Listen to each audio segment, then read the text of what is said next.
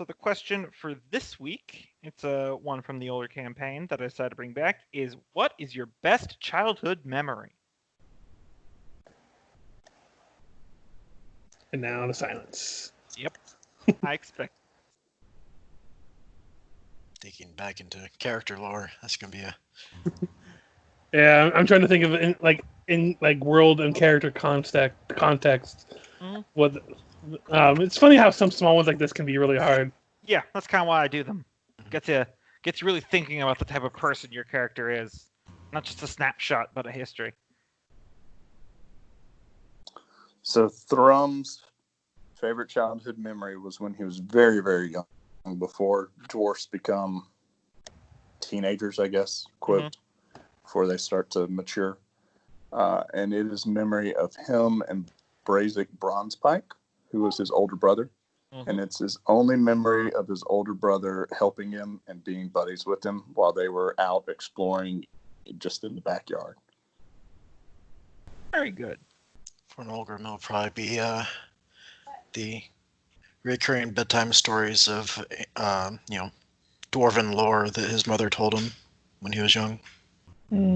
Guess I'll go with the day he was taken on as a forge apprentice. For Freya, it's probably practicing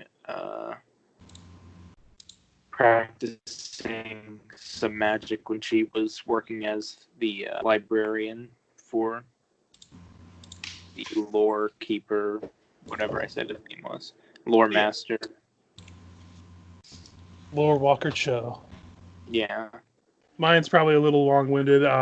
I imagine during there'd be some kind of festivals and stuff in Corsiconia, because any culture has festivals of some kind. Especially ones that like money. Yep. And I imagine it'd be one of those times where his dad wasn't drinking himself stupid. Mm-hmm. And that's probably where he got his love of songs and stuff, because it was one of those nice moments where the dad wasn't being a shithole. Mm-hmm. And he was just enjoying the festival, probably working still, but you know, it was that one of those nice moments between a father and probably his brother and him.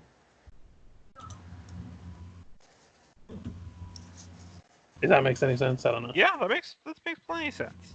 I don't know. Sometimes I feel like I walk around in circles with my words. So. No, you're good. Listen, I said Lattice of Doom in a sentence yesterday because I ran not yesterday, last week during our Way the Wicked game, because I ran out of words and no one called me on it, so I appreciate that. I mean, I can see that being said in like a villain's like monologue. Yeah, but I was just trying to think of words, and Lattice of Doom came out, and in my head, I'm like, what did I just say? That's dumb. Gombo, I do stuff like that all the time. Where like I'll say a word that's like not real, or like the word doesn't mean what I said, like in the context of what I said. You know, penultimate doesn't actually just mean super ultimate. It actually means it's not the ultimate. I just thought it was an ultimate pen. Yeah, lattice is just a structure consisting of strips of wood or metal crisscrossed and fastened together to form squares or diamond shapes in between. So, Lattice of Doom is a Lattice of Doom. It's just a weird thing for me to say. So, long-winded story short, Richard, is you're good. All right. So that's the question then. Or the one time Kenneth did call me on it when I accidentally said Baphomet instead of Bahamut. To be fair, those are very distinct different things. Yes, they are different. Very different, I would think. But they have similar names. Why do you think we always make the mistake with Amadeus and Asmodeus? Right. That I did on By purpose. design. Yep. Did you know? No, I really did. I was trying to find a name that, because he came from a family that did worship. Mm-hmm. So it just made me think of them trying to be clever and name him after their god, but without getting in trouble for it in polite society. Mm-hmm. And that's what I found. The fact that it messes me up is just a fringe benefit. Yeah, that's always just a plus. All right. That's okay. Nowadays you can just rub the prismatic wall incident into my face. Oh man, I still think that's great, Richard, and I will bring it up a lot, but I genuinely think it was a great moment. For sure. I think it's been a while since you had a very human moment in that campaign. I know. We're all just doing the magical arch-villain equivalent of pulling out our phones and checking Google Maps to figure out where to go next.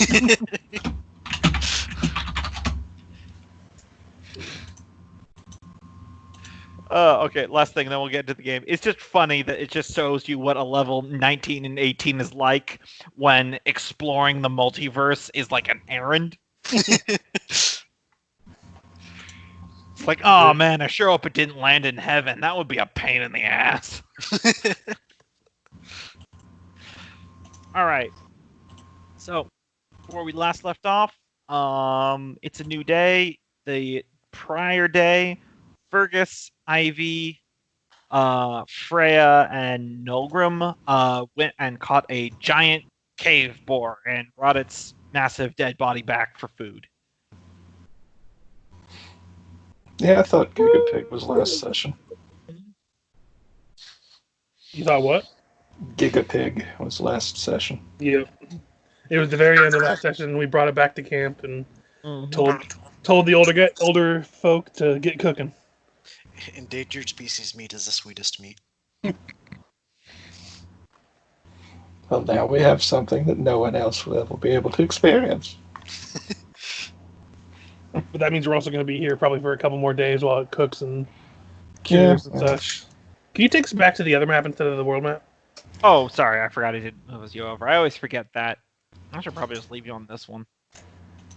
Oh, you know. That gives you time to find even more giant pigs for us to prepare. Yeah. How long would you say, Gombo, that it would take to cure all that meat for travel? If you round the clocked it, which is not impossible, this is just me pulling number out of my ass. I would say maybe like 2 days starting today. Okay. Actually, Gombo, I'm a cured meat expert, and it would take at least 3 days. Okay, you hear to hear. Michael said it's longer. I was gonna give it to you for cheap, but he talked me out of it. I hear 3 days. Do I hear 4? 4 days? Yeah. 4? A Listen, week? I did the calculations. It's gonna be at least a year. We're gonna go day by day, so buckle up. Buckle up, If buckaroos. you wanna prepare the pig properly, it's gonna take a little bit of time and dedication. We can come out of this. Nolgrim has emerged as a master of every single tool ever. So if that was the case, I would bring it to the group if they wish for the next couple days. If they want me to keep scouting around to undiscovered areas to kind of keep a lookout for things. Yeah, you want keep exploring and searching for more food.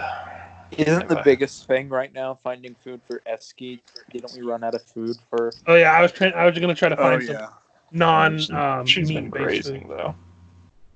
But the She's tunnel grazing wise. at neutral, but we need to pick. We need to save up a store for her if we're going to travel again. I don't think Eski's gonna eat the boar. No, I don't think but we'll be able to get her down this great jumping off point, so. Oh, also, I don't know if you guys remembered, I put it in the main chat on Skype like a week ago. But I did read half some. movement. For Yeah, scavenging. half movement. You can still forage. okay. I reread the foraging rules and I made whoopsies. I mean, when you're in the cave, it would still be a no. A cave's a cave. But Yeah. here, So just to clarify, is it 2 or 3 days for scavenging? Or I mean, for the food part. it's 2. I'm sticking with what I said. Thrum will stay back, I guess, with the smoking of the meat. If So we're not Taskill's going to slow back. roast the pig? And he's going to forage around the camp for mushrooms, looking for the ones that knows are safe to eat. And the rangers find twice as much food as you normally would when you forage. So, Yeah. Can I actually go with Thrum and assist him with scavenging for non-meat based food that we can store? Yeah, if you're working together, then one of you can roll a survival at advantage. I'll give it to him since he has that natural foraging. yeah, that works. Nolgrim's just going to continue practicing his jeweler's tools. Yeah. Just in the immediate area, Thrum, if you spend this entire day doing it, you're able to collect about 3 pounds of edible mushrooms. All right. That's no good. That's only 1 day's worth. We're going to have to figure out what to do. I mean, that's with the two of you overlapping. You could potentially get more if you split up, but then you would be getting advantage. Yeah. True. Is that doubled for the ranger ability? Yes, it is. It was going to be 2.5 otherwise. So, or 1.5. Sorry. Gotcha. So that would be our activity for the day. Not sure if... Yeah. I mean, I guess either Whatever. Taskill or Freya would be watching the food. I mean, it's very reasonable that you could all make a roll to look around because you could just as easily work in shifts. Yeah. Also, Ivy's got like no survival, so she'd probably just stay put. She could stick with the food. Yeah. We'll give her a piece of cheese as payment. Here you go, a pound of cheese. I mean, I guess I could do a Yeah, might as well. survival. Can you roll from your phone, Michael? Yeah. Really? I didn't think you could play on tablets. You can load the webpage. So when you when one of you has a pro account, like on a game, it acts as all of you do. Oh, I see. Okay. You're welcome. So Gombo's flipping the bill on this, footing the bill on this one. Because then it lets you use it on like tablets and mobile devices. Oh, that's nice. Yeah. Should be able to work on those regardless, but that's one of those paywall things I mentioned annoying. Yeah. I mean, don't blame people for having a business. But anyway, back down to the matter at hand.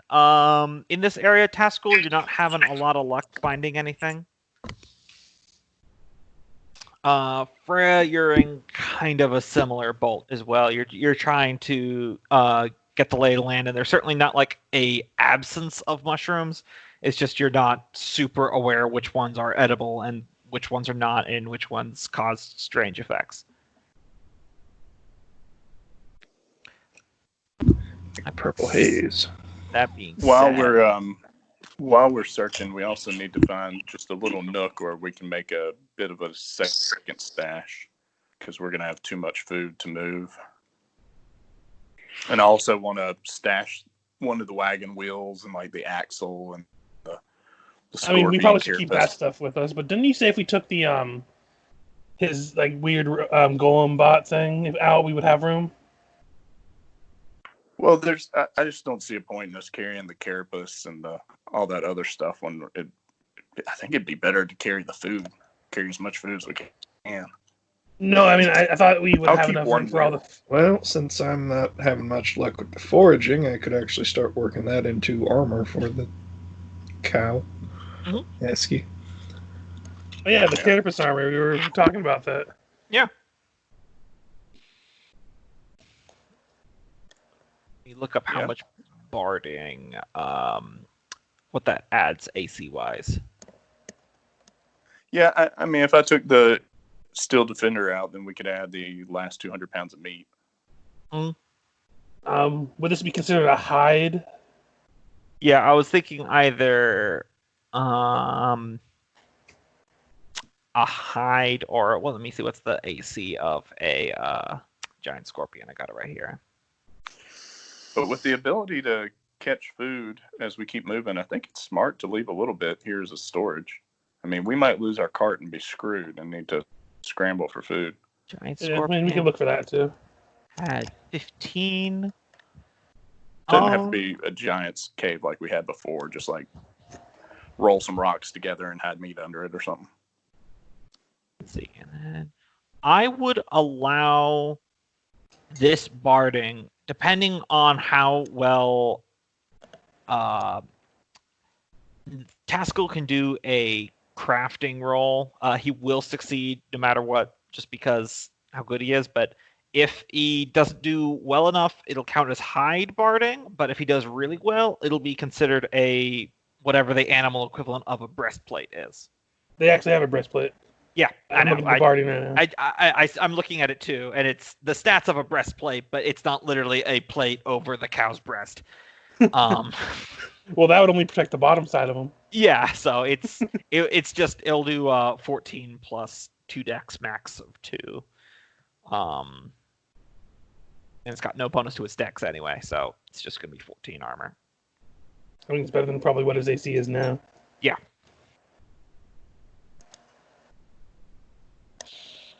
So is that what are we planning for our second day now, or? That's gonna the barding itself is gonna take probably at least 2 days. I'll have Kenneth do a roll here in a second. Mm. Well, to keep it simple, do y'all want to say we stay for 3 days then? I mean, if we want to, yeah. Works That for me. makes it easier, and that way we can have a better chance of trying to find somewhere we can stash some more stuff. Yeah, and get some more forage. Now, is that 3 on top of the 2 it takes to cook? Or is No, it- I meant no, 3 okay. total. Okay. I'll just on my tracker just cross off 3 days now, and then we can just handle the actions. It's just so I don't forget, rather than saying, okay, day 1, what are we doing? Day 2, what are we doing? Now it's just, what are you guys doing? You got like 3 things each. Some of you have already foraged for the. I think we've all done something for the first day. Except for Nolgrim. Like I said, Nolgrim's going to be practicing his jewelry crafting. Gotcha. You're keeping track of the days to the tool proficiency unlock, right? Yes. Yep. Cool.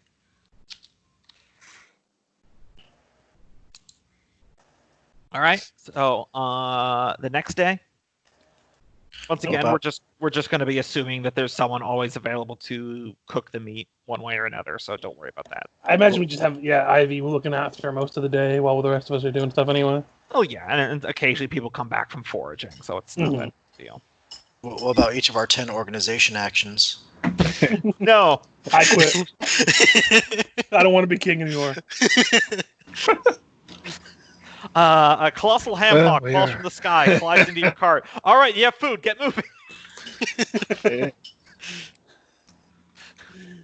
I mean, we're already playing inventory Tetris with shuffling the dog and rotating it. Listen, if we just rotate the chest this way, we can fit that RPG. Never even played New Resident Evil, and I know the joke. Mm-hmm.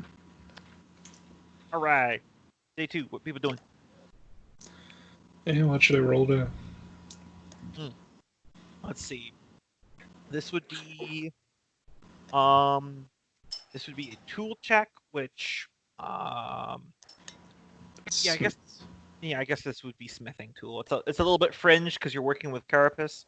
But I'll say it's wisdom plus your proficiency bonus. So you should be able to go to your tool and set it to wisdom for the stat, and then you just click it. You should roll it. If you leave it as the query, when you click it, it just asks you which modifier you want to put in. Ah, that's good. Yeah. Wisdom, huh? Yeah. I feel like either intelligence or wisdom is Yeah. applicable. Hey, That's like not you're- bad. it's like you're good at this or something. So is the main thing still that we need food? Food and a place to stash stuff. That'll let you fashion the carapace into a plate barding. Hmm. Oh, wow. Yeah. So it breastplate. I'm just calling it. A plate. It's gonna get it AC 14 instead of AC 10 like it is now. Yeah, that's great. Plus, it looks badass. Yep. Yeah. I'm going to do And more realistically, it looks like it belongs down here now. It kind of looks like a weird fuzzy. Oh, no, not fuzzy. It kind of looks like an armadillo now. I'm gonna do a survival to forge again. Because we need food. Escadillo. Hey, that's a good roll. You actually let me do it this way rather than just top my head. Oh wow. You get a pretty good haul. You actually do manage. You're just foraging for like mushrooms, right? Yeah. You actually do manage to find a pretty large patch of edible ones that Thrum identified the other day. So you're able just to collect that all, and you bring back about 3 pounds of mushrooms. Nice. Bringing back 3 pounds of mushroom. And roll me a 1d20, Michael. Oh god, they're all going to be poisonous. No. This is something else. Oh, you find another one of those mushrooms that you pull it out and you shake it and it glows like Fergis found. We got glow sticks, guys. Oh my god! Someone bring the drugs. We can have a rave. Yeah, it's just someone Oh, with God. dilated pupils waving the mushrooms around. Surely this depravity will lure the dark elves out of their tower. Okay. So Taskill, Freya, Nolgrim is tool forging, Thrum and Fergis. Thrum, are you looking for a hidey hole or should I? I'm gonna forge again.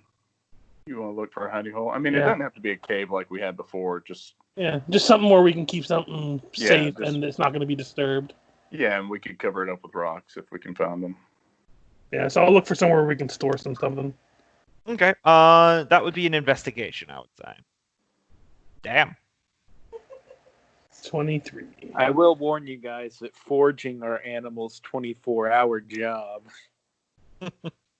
You actually, because you are up near the cave, the cavern wall. I kind of imagine you guys camp closer to that just because it's like security. Yeah. You actually do find another little nook in the wall. It's much smaller than Scorpion Base, but it is uninhabited. It's like 10 feet off the ground, and it's like maybe like a 5 foot by 8 foot little area with only one entrance. Okay. I would bring it to the group's notice, and perhaps Taskill can do his magic door thing again if we need to. We'll call this one Piss Base. I was going to say Bore Force 1. 4 Force 1, it's his. Okay. You guys better be keeping track of how much is in where. Yeah, I'm just going to use the Scorpion base loot to just track all of our bases as we do. Just assume that Cope is keeping track. Yeah. He's the accountant. Come on. I just went ahead and took 3 days worth of food out of what I was storing in 4 Force 1, and we're good to go. Assume Eski's neutral as she forges. We still have one more day, I think, of doing activities anyway. Still got one more day. Also, you haven't rolled for foraging yet. Yeah, foraging. Okay, you get 2 pounds of mushrooms, Thrum. Okay. And is that doubled? Yes, it is. Okay. I rolled a 1d3 and I got a 1, so you got double. If I had rolled a 3, Gotcha. you would have gotten 6 pounds. So Okay. you're still making out better than most. Yeah, if you've got it, I didn't know you had it. You were rolling for it. I started doing that now because the book just said whatever the game master thinks is appropriate. So I'm off the cuffing this. I'm just sitting here thinking how many fucking mushrooms you have to find a whole pound of mushrooms. That's what my thought was as well. I mean, they're big That's a lot mushrooms, of mushrooms. so that helps. But still, that's why it's not like, if you were hunting game, finding like a large animal, bringing back 20 pounds would be easy. But Well, down here, if we roll in that 20, can we find like a 6 foot tall one? The Lichen King. I just saw that. Sorry, I saw that when I was looking up a mushroom thing. I was curious about something, and then I saw that, and I'm like, oh, this is too good. I forgot. I remember fighting this thing too. Anyway, sorry. Yeah. If you want to, you guys have just been saying you've been foraging for mushrooms. Hunting for game would be something different. Yeah, we're just mostly right now looking for stuff for Esky. Yeah, hunting game would still be survival, but it was just the numbers would be different. Also, roll me a 1d20 code. Oh, when you're foraging around, you find this one shroom that the top half of it is like it's circular and kind of fuzzy. It's like one of those Dr. Seuss trees. And you accidentally bump it, and when you do, this powder releases from it that's really, really itchy. Oh, great. So, all right. Take a note of that, and when you go back that evening, take a note of where it is, and go over to Fergis. You kind of try and dabble in the alchemy arts, don't you? I've been experimenting, but I'm nowhere near adequate. But well, I brushed up against a shroom over there that the spores that came off have me itching. I can't stop scratching my beard now. Maybe a good irritant or poison or something. Can I go in and see if I can try to scavenge any of that without causing myself to itch? you can absolutely scavenge it. You then could just give me, I don't know, I guess this would just be like a flat dexterity to see if you can do it without making yourself itch. Nope. I come back itchy as the dickens. Yeah. You're just very itchy. You have like your dagger that you set it down and then you turn to go get the basket and you accidentally bump it with your hand on the way back and just goes poof. It still has a lot though, so you're able to get it, no problem. Because while I have it, what I want to try to do with it is make like a little pouch that has like a string tied to the top of it. That is basically itching powder. Yeah. But I don't have alchemy, so I'm not sure if I'll be even able to do that. I wouldn't say that's an alchemical item. What would be a good roll for this? Survival? No, I mean, it's just kind of like street smarts. I'm just Slide waiting thieves tools now. for Gombo to throw the equivalent of the gimpy plant at us. Nature? That's a real life plant that people have killed themselves because it stings so bad. And the sting lasts 4 months. I've read about that. It's horrifying. What? In World War II, there was a soldier who they found had a self-inflicted gunshot wound, and they realized it was because he had wiped his ass with that plant. Oh, God. Oh. I never read about that one. It's called the Gippy plant? It does. This, just for the record, this itching does go away after like... Well, that's not itching. That's like painful stinging. Yeah. I will allow sleight of hand. It's also known as the suicide plant. Yep. Oof. Back into the low rolls again. Yeah.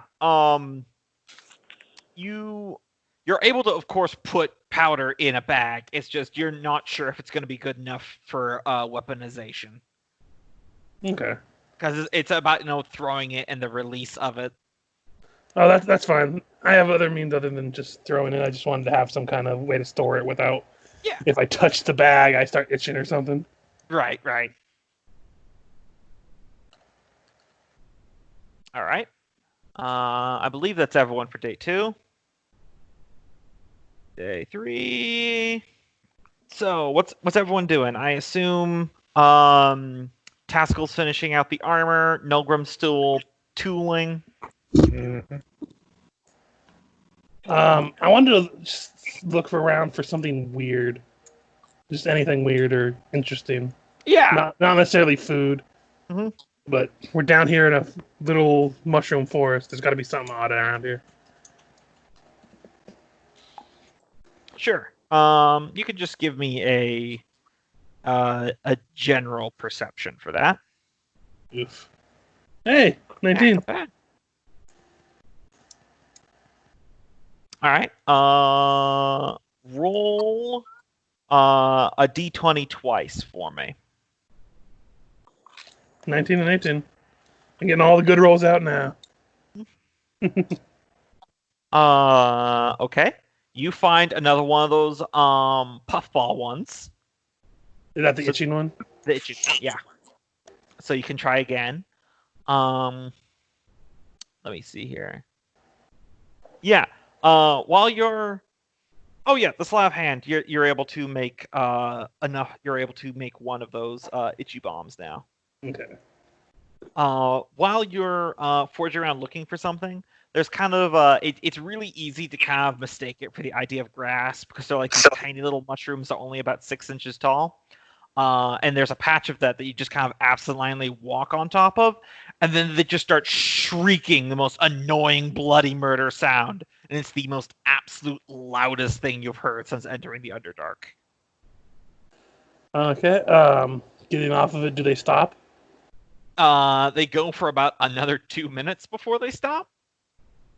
Roll me a perception as they're finally calming down. Oof. As they finally calm down, you're just kind of taking a moment to calm yourself, and you turn around to leave or go about a different direction, and you almost just completely run into a Zan. There's just standing right behind you. I just turn around and like, oh, hello. Looking around the glade, there's about 11 of them coming out of the woodworks with their spears. They might actually be the same hunting group that you ran into when they were leaving. Mm-hmm. And the one that you almost bumped into releases spores and says, "Hello. You are doing well, yes?" Very well. We were just taking a break from our hunt, and I decided to look around and stumbled upon these things, and he points at the tiny mushrooms.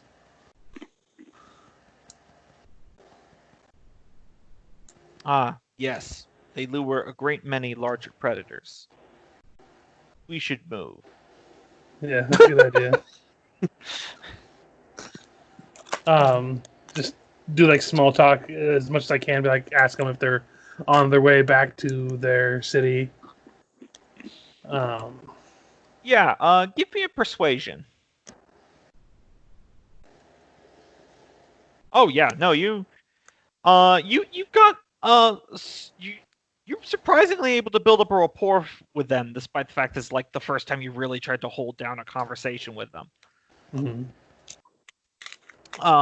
You get they inform you that their hunt is going well. They've been roaming around. They've acquired several prey. You notice that some of them have like some large insects that they've strapped to their back with like these fungal lashes. They mention the lead one does mention that he says we have lost track of one of our number, though. Did you lose them nearby, or did they We have do an not. advantage? We do not know. He has been known to wander off apart from the rest of the hunting party. It's the one. Are you looking for him now, or are you heading back to your city? We shall look for him for another day or so. Or not, whatever they say instead of days. I don't know what they say. Yeah. That's the problem with trying to portray alien-minded people as I'm not. So, we shall look for him for a little while longer, but then we shall return to Zan. Well, my people are here for the rest of the, whatever they would call a cycle or whatever. Before we set off, I'd be happy to accompany you for the time I can and try to assist you in finding them. This is generous. We shall maintain our own search. You are new to the ways of the jungle. we will move faster. Very well. If we find them, we will do our best to assist them and get them back to your people. He released another puff of spores to renew the telepathic communication effects. He says, "In Zan, they spoke of you. It was said that you wish to find those to trade with within Zan." Let's just find people to trade with, as well as just build up a rapport that we might make good connections for the future. I see. Then you are not interested in trading in right now? We can offer you no connections for the future. I'm interested. I'm always interested in trade. If you have good supplies, one of the other Zan steps over. We found these, and they have like a little. It looks like it's wrapped in like a slightly bloodstained black cloak, and they unwrap it, and it's 3 chain shirts. Very shiny silvery metal. You can give me a, I guess an investigation here. Oh shit, you're good. This is like your wheelhouse. You recognize it. The shirts are not actually made of metal. They are made of mithril. Ooh. Rocket roll. Just As an equal exchange, I will give you a banana. Hey, that's really rare in medieval fantasy. I know. That's not a small price. You'd have an easier time finding more mithril. I'm trying to think of how I would word this. I don't have plenty on me at the moment. I do, and I kind of lay out what I would have in my inventory. If you want to look at my inventory and see if they'd be interested in any of the stuff I have. Yeah. Because they don't take coin. Yeah, I didn't think so. Yeah. But if they're not interested in anything like that, I would offer to lead them back to where we're camping to see if we might have anything else they'd be willing to trade with. Where is your inventory? Oh, there it is. A dagger, a short bow, arrows, leather armor, bottle of elven wine. Yeah, they'd be more interested in going to your camp. Yeah, and I'd be happy to lead them back and be like, guys, we have company as we get back to camp. Yeah, so those of you who are still in the camp doing your thing, Fergis returns with just an army of mushroom men. As I said, 11 of them. There's a lot. I found them. They're willing to trade, and Taskill in particular, I think you'll find what they want, what they have is something that you'd be interested in, and present them with what they're willing to trade. Man, must have we got supplies.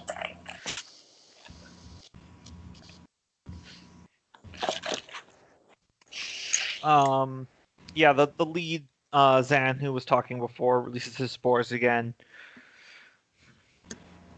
and says, "You're only interested in that which is practical and useful. What other peoples consider comforts are of little interest to the Zan. If you can spare any proteins or raw nutrients, this would be reasonable." Thrum, do we have some spare boar meat that we found? I think we can manage some. What are they? Oh, forgot. Thrum boys. I believe we've got a bit we could part with for the right trade, a fair trade. What have you got? What are they? What are they looking for? They're looking for protein, so probably Sorry, meat. I said that knowing exactly what they were looking for. Although didn't we hear that they only drank water? So are they like? Yeah, I'm confused by that. Mm-hmm. I think they're probably they had using it it to. explained to us that they're using them to like grow fungus in, or You haven't asked them anything, so when you asked that, I motioned the Zan man whose spores I'm communicating with over and say, I can show you what I've got over here. I guess I say that out loud, but also think it in my head. Yeah. And I walk to where we're smoking it, and I imagine we have a pile of uncooked meat and we have that is being smoked, and that which has been cured, or I say smoked, however we're curing it. Mhm. And I look at him and say, what state of meat of protein are you looking for? Is it best raw off the bone? What do you use it for? Raw is preferable, but cooked is also fine. Roll me a persuasion, Thrum. I'm sure this is going to be really good.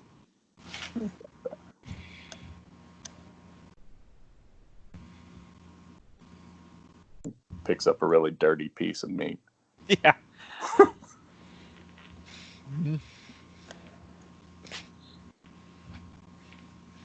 He bends down and examines the meat and says, "Tusk beast, difficult kill.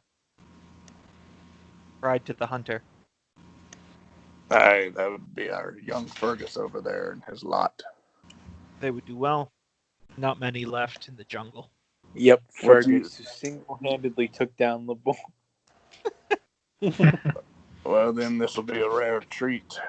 What would you use the meat for? Give me another persuasion, Thrum. They're very insular and private people, so that's why I'm having you roll. It's their mating meat. Lucky 7. You get one more 7, you're going to Vegas. How much raw do you have? See, we had 1 second. We had 600 Wasn't it like pounds, 600? 3 days, so we have 200 pounds left if this is our last day. Aye, quite a bit. Enough for maybe 5 Zan to carry in their packs.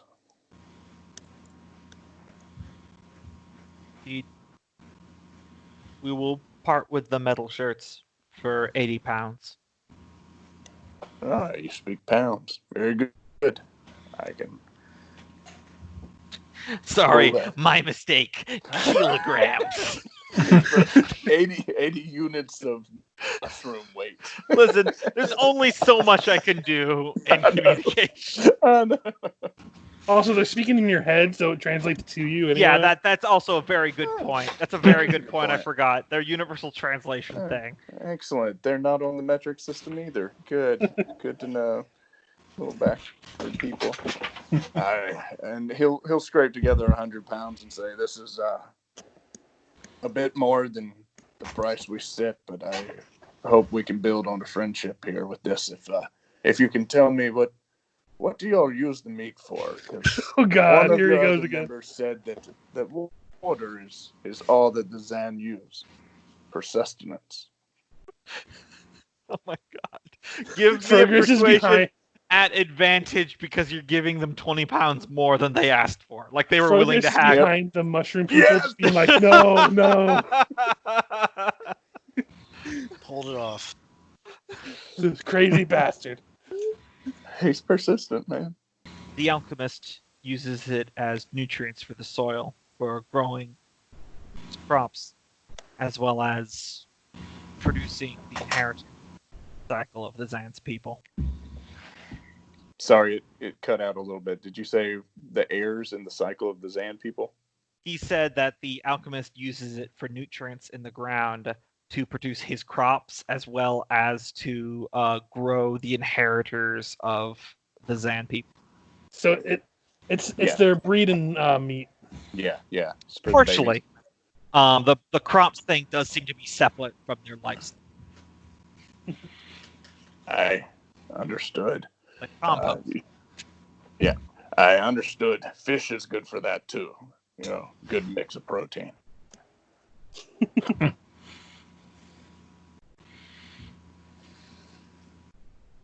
Yes. Is there a lake in the fungal jungle that we found?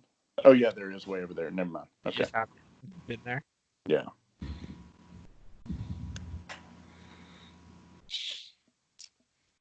You just say that, and he says, "Yes." And then the other Zan just come up and start taking the meat. And one of them just comes over and hands you the bundle with the 3 mithril chain shirts. Or chain. Did I say chain shirts or chain mail? Oh, well, let me look at my notes. Chain shirts, yeah. Yep. That's a big difference. But it's the 3 mithril chain shirts. It says, "Your generosity with the extra is appreciated. We are full now. We will be heading back to Zan immediately. If our missing Mirku does return, he will do so on his own." Very good. And safe travels to you. Yes. He just walks. And they just up and go. Well, there we go. Are the shirts size so that we could wear them? They are not dwarven proportions. I'll just tell you this now. They look like they were sized for elves. So they got some elven meat in their bags. Mm-hmm. It is very possible that they just murdered a Drow patrol and took their mithril shirts. Do we know what mithril does? That's the best kind of breeding meat. I do know what mithril does. It makes it so you don't get disadvantage on any stealth and have no strength requirements, but otherwise they function the same as their normal armor variants. Yeah. Basically, you still need to be proficient in the armor, but it, like Richard said, it doesn't give you disadvantage on stealth. Also, I was gonna say, if any fantasy race uses the customary system, it's dwarves. Yeah. But yeah, if someone can get those, if someone, Taskill can eventually get that shortened down into dwarven proportions, I could really use one. So it's medium armor, AC 13. Yeah, I mean, imagine I can just convert. Actually, can I even use that yet? I You can't. can- So never mind. I take it back. I would definitely love one. One more Yeah, I level. One more level, and I will. But Okay, you know what? Never mind. Dwarves definitely measure in stone. And I haven't been using it for much else, but I suppose it'd be at least a use for the whatever that ability. the ritual. Yeah. Yeah, you could do 1 shirt a day with that ritual. Yeah. Only because they're not magical. They're just mithril. If you had like an actual forge with tools, you might be able to bash it out faster. But Yeah. you're But, out in the yeah, middle we of a don't really have a forge, so. Yep. Yay for clerical errors. The Munchkin expansion. I will have you guys know, I rolled on a table to see what they had. And then I had to roll randomly for the number of chain shirts, and I got maximum. So you guys got a very good haul. yeah. Nice. Unfortunately, there's no metal of any kind, light armor in this. Closest you're gonna get is studded leather. Well, one more level and you can. Also, I can swap it out if I need be. Yeah. Because no matter what, I plan on taking fighter level for next level. So, and that gives you proficiency in everything. Woo. Anyone who wants to can just roll me a flat intelligence real quick. Mind if I do?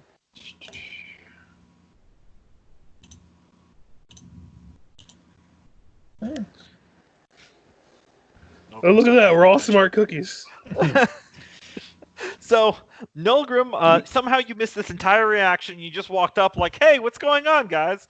But Thrum, Fergis, and Taskill, you're looking at these mithril chain shirts. You're pretty sure they're Drow because they wouldn't come from anyone else that'd be elven size.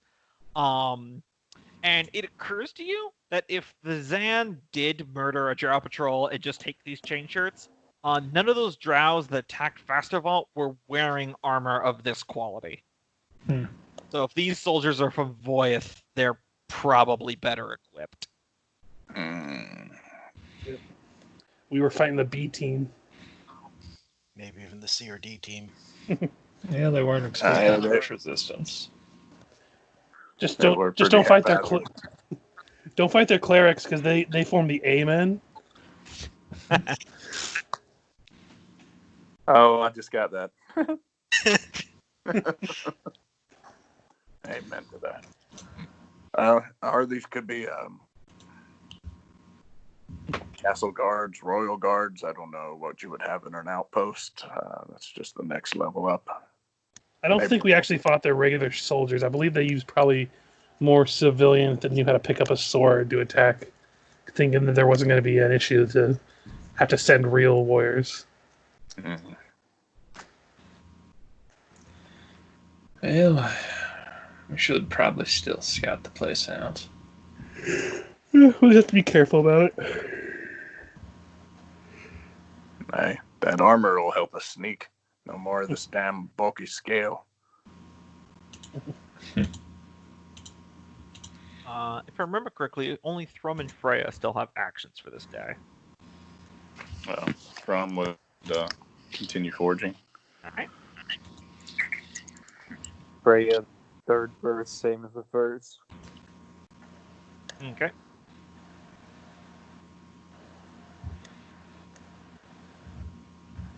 Okay, so as soon as my controls.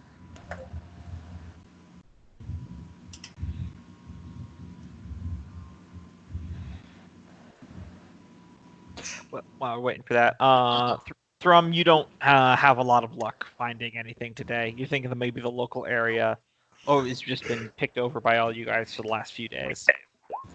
Except for Freya, who does manage to find 2 more pounds of mushrooms. She got the last of it. Yep.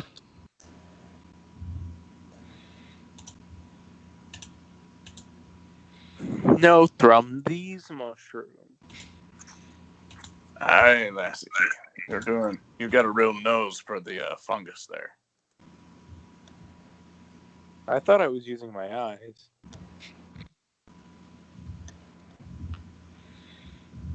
It's a phrase, meaning that you really sniffed them out. Like a dog. I don't think you're supposed to sniff these kinds. Maybe the ones that make you itch? Maybe not. What's that coming? I feel like Thrum is trying to connect to Freya so many times. It's just not working. It's glorious. All right, and that ends the 3rd day. So top of the 4th day this session, all your meat has been prepped. You have a little nook to store stuff in if you want to. And you can saddle back up. Yep. I imagine Ivy's gotten really impatient, just kind of sitting there for 3 days. Yeah. But at least it's not back at Faster Vault, so she, even if she's tapping her foot a lot, she's not verbally complaining. Relaying about the travel I took northward while we were held up there. I'm pretty sure that when we get past this area, it's 1 or 2 more days of travel before we come to the entrance of the Drow camp. It's going by Nolgrim's map. Is anything to be determined? It should be very close.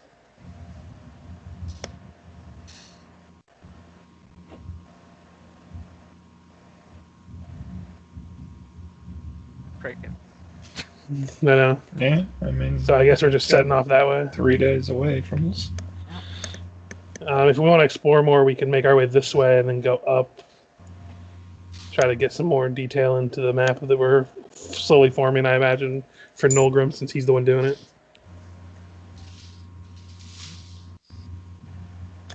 Look, he's still here? He hasn't said anything in a while. No, I'm here. Sorry, I didn't get much sleep last night, so Oh, okay. mine's kind of skipping gears a bit. Yeah, He's no grilling worries. another steak. So I guess that's a yay for traveling that way. Or... Yep. I don't know. I'm not getting a lot of input. Yeah. I feel like I'm the only one talking right now. So I'll shut my mouth and we'll go. All right, so you're going. Okay. So another day. All right. Unless there's anything special, we can just move on to the next day. I imagine Taskill's just doing the daily prayer to make the armor small.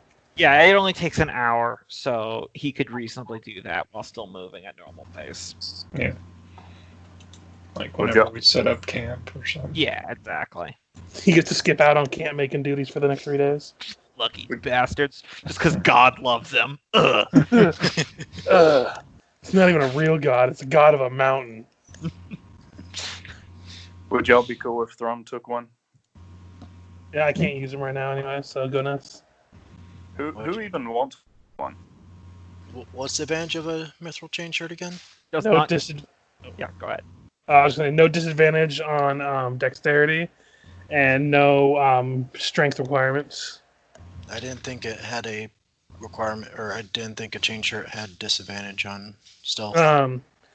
Chain shirts don't. It doesn't always do anything for certain armors. So basically, it's just lower bulk and no strength requirement. Okay. Oh, And yeah, then- that's all right. But That's if you're wearing something like scale mail or something, or half plate or heavy armor, that is something I forgot to mention. For my own home rules, mithril is like half the normal bulk it is, and if it's a one bulk, then it's going to be considered like a light bulk. Yeah, Nolgrim's not going to degrade himself by putting on elf armor. I just know that Thrum has scale mail. Yeah, I'm stuck with disadvantage armor, so I need to wear it for a little while. So you find some mithril scale mail or something. I mean, at least it's reforged by a cleric of a dwarven god. That is a saving grace. He puts a stamp of approval on it. Jesus loves this armor the most. Could you put a cave fish on the What? front? So what? The back of the armor would have WWFMD. What would Father Mountain do? Yep. For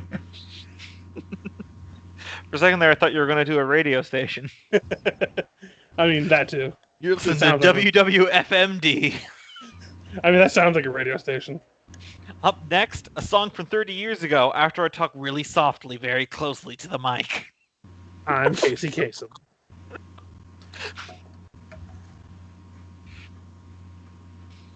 All right. So you guys move another day. Nothing of super particular interest. You're still just making progress. So you're just going to move straight north from here? Yeah. I just figured flavor-wise, it makes sense to try to add more to the map. Oh, yeah. So it's easier to backtrack if we have to. All right. Anything else? You guys good to keep moving north? I think this is just traveling time. Yep. We're having a montage. Oh, man. You guys ever seen the movie El Dorado?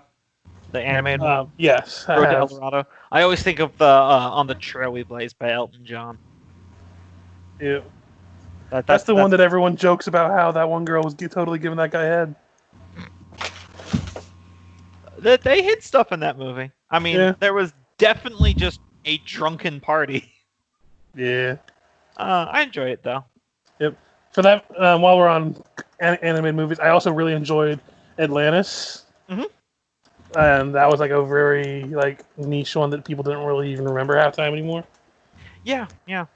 Deserve a little more credit. Direct-to-DVD sequel is freaking weird, but that's what you expect. And there it is. Yep.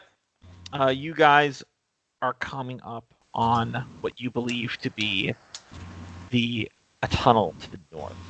Give me a second here. Fucking massive map bank, you piece of shit. All right. Yeah, as you guys are coming up here, looks like the main tunnel. There's like one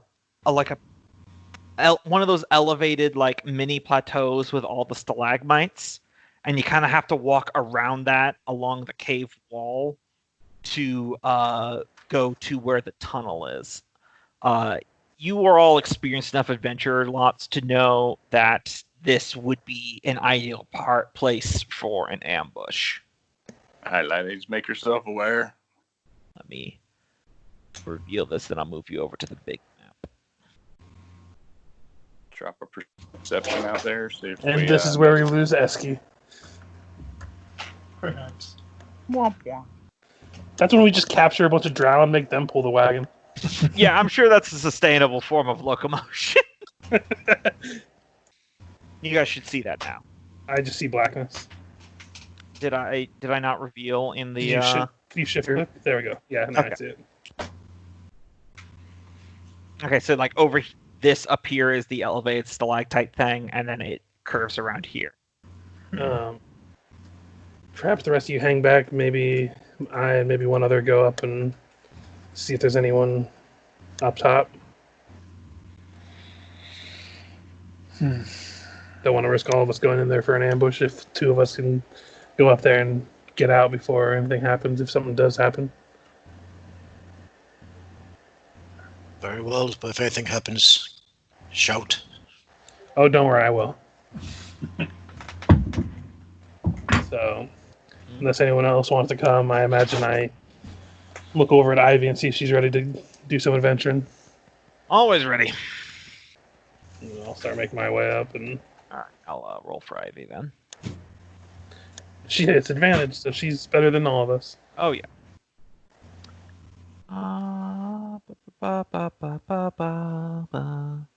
'Stealth. 19. Yeah, so this lip right where you right there, it's like about maybe 5 to 8 feet. So you don't have to do a roll. You can just take a little bit of time to scramble up it. I just picture doing that thing where I kind of put my fingers together and like push Ivy up, and like she helps me jump up. Yep, it's Like very easy movie style. because gnomes are light even for their size. Yeah, so you guys get up there, and it's a little rough with the map, but these are all stalactites that are giving like partial cover. So judging just by how it's laid out, I wanted to try to get up this way, up this Yep. next lip. Okay, you guys can definitely do that. That one's a little bit higher, but still no roll necessary. It would only really matter if it was in combat. Yeah, I'm gonna need some help moving my token. That's pretty much the only thing. Yeah.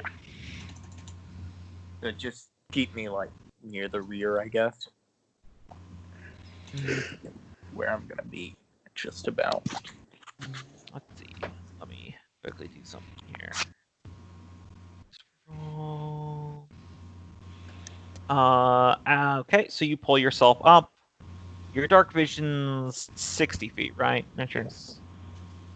Okay, so that goes quite a ways. Just on the other side of these, you can just see a few drow standing guard by the cave. Mm-hmm. And that is just long enough for you. As you're looking. Oh, I forgot to do advantage. Wow! He whiffed it hard. A light crossbow bolt whizzes right past you as there is a drow right there. There's actually a few more, too, that you're now noticing as they're assuming battle positions. They got an amazingly lucky roll on their perception to notice you, by the way. Oof. And now we roll initiative. Yep, and I just kind of shout out, "We got company. They notice us. Game over, man." Game's just getting started. Game, set, match. Fail. How did I roll double ones? All right. I just went to hold it ahead and rolled for an Ivy. Yeah, appreciate it. Do you able to add yourself to the token tracker for Freya, by the way? Michael? Yeah, never mind. Looks like Ivy's up first, and actually, well, no, she got noticed too because they rolled a 19, so it just hit hers. So she doesn't have sneak attack yet. I know you decided for this combo. I'm not sure what she would do. I say she's probably gonna run over here, hug the wall because she doesn't have a good angle because he's got partial cover in these stalactites, and she's gonna bonus action hide. I'd probably say. Mm-hmm. Actually, probably make her way around here like this and bonus action hide. Okay, she's much more hidden this time. She vanishes by all accounts. All right, Taskill. Mm-hmm. I guess double move up to the wall. Yeah, that'll be it, I guess. Freya. I know you can't move Michael, but what you want to do? I will probably just try to get me and the Steel Defender will try and get as close as possible, I guess. Okay. Probably. And my axe. Then the Steel Defender. The Steel Defender can probably just get up there since it's got so much move if it just double moves. Yeah, That I'm would- not gonna double move though. Okay, so you're just up against that wall. Okay. Cool. All right, Nolgrim. How loud is this current exchange going? Does it sound like alarms been raised, or is it all pretty quiet up to this point? Currently, their turn has not come back around yet, so it's just been a single crossbow bolt and Fergus yelling, "We've got company." Okay. Let's see. Let me check the range real quick. So would it be 60 feet or 55 feet to this point, or would there be an increase? I I'm would not just sure. treat the spaces where you have to hop up as a difficult terrain. Okay, but as far as not for movement, but for spell range. Spell range, probably. Depending on the spell, they do have partial cover. They do have what was it? Half cover. So +2 to their AC. Okay. Since it's not quite noisy yet, probably gonna hold off on the big one. No, impulsive. Going impulsive. Gonna cast Shatter Okay. right here. So I'll hit all three of them in this 10-foot radius. Okay. Do they have a save or something they need to do? Constitution saving throw. Constitution saving throw. 1, 2, 3. Not great. Nope, that's not gonna do it. So take 3d8 thunder damage, and that damage would also be applied to materials such as stone, crystal, and metal. Yeah, it's So- just gonna flatten the stalactites. They're not. Okay, that I was about to wonder if that would destroy their cover. Yeah, that would definitely do it. So, Alright. go ahead and roll that damage. 14. Very solid rolls. Yep. So your shatter is like a giant, like spectral dwarf ancestor bringing a hammer down, right? Yeah. So, Fergus, you yell, "We got company," and a giant ghost dwarf appears, and it just craters this entire area in front of you. Basically, this entire upper section, except for right where you are, is now just no stalactites, and all these drow are just instantly dead.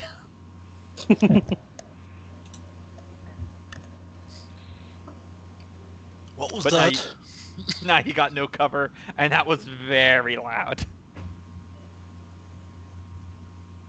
And the move action. Go to cover. Actually, as my move action, can I start guiding Esky back?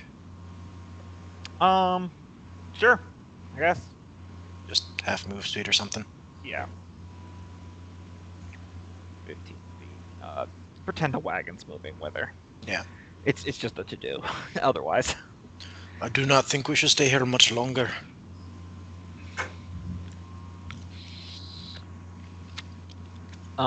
Fergus.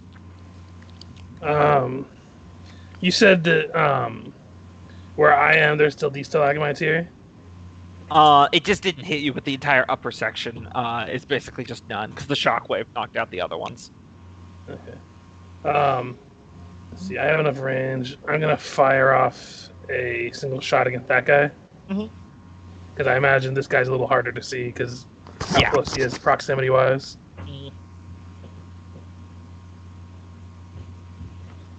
Will not be a sneak attack unless he doesn't see me for some reason, which I highly doubt. Yeah, Yeah, it's not neither. a sneak attack. Yeah. It was pretty thoroughly loud at this point. And bonus action, I'm gonna jump down here and make my way to here, and bonus action, try to hide. All right. Yep, you hide. That's my turn. Okay. Thrum. Can he see all these ones? I mean, I know you've shown them on the battle map, but are Nope. all these They're all obvious to- completely obscured now. The only drow where you Okay. think there might have been some were just cratered. All right, then he would have hopped up here. That's to there. Would be all 25 feet of his movement, Mhm. and he would look over there, trying to see them, not see them, but Mhm. still think they're there. Kind of hide as his action, and then bonus action turn big. Okay. Because it makes no sense to do so. Don't worry, they can now see you over the lip. But you do have half cover. You can change your token to the other image if you want, Cope.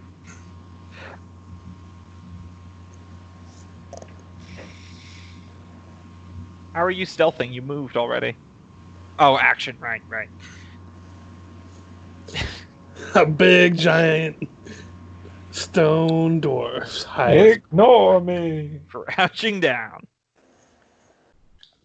Just a stalagmite. He blends into the stone. He looks like stone now, so it's stealthy.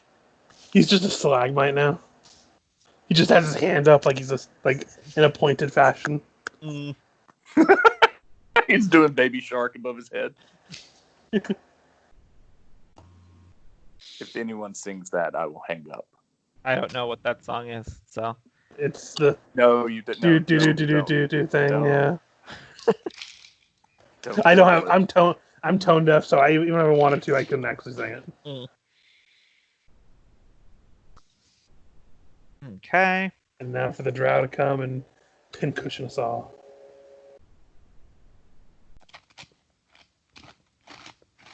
These ones are moving around here. Oh, where do I want you? Job. Yeah, there. And then, I'm pretty sure. Yeah, he's got partial cover there. What's the range? Sorry, I'm just kind of thinking out loud. If it's a short bow, it's Yeah, it's not a short bow. okay. It's a long bow then, probably. No, or a it's crossbow. not. Hold on, I got this. Okay. I was just on the page, so I was gonna try to help. Yeah, no, it's no problem. Did they have hand crossbows in the other battle? Yeah, they had hand crossbows in the other battle. So they'll take. These are going to be at disadvantage, but they're going to take shots at Fergis. Oh wait, that's right, because he's currently stealthed. So I think only one of them could shoot at Taskill, though he'll be getting 3/4 cover. So your AC will be 5 higher, and they're shooting out of range. They're very unlikely to hit here. Yeah, I don't even know if it's possible, except on. Well. Don't jinx it. Disadvantage. Oh, did Freya already take damage? No, that would have healed by now. Yeah, it would have. I was like, damn, where'd that come from? Yeah, just set Nope. that to the... It's a clean mess. I am rolling absolute garbage today. Also, that attack bonus should have been higher. What's going on there? Oh, that's why they're so low. They didn't add she didn't add in the dexterity for. The Oh attack yeah, when you bonus. drag weapons, you have to manually Yeah. adjust the attack bonus. Yep. I'm seeing That's that now. That's the one problem with the NPC sheet thing. Hmm.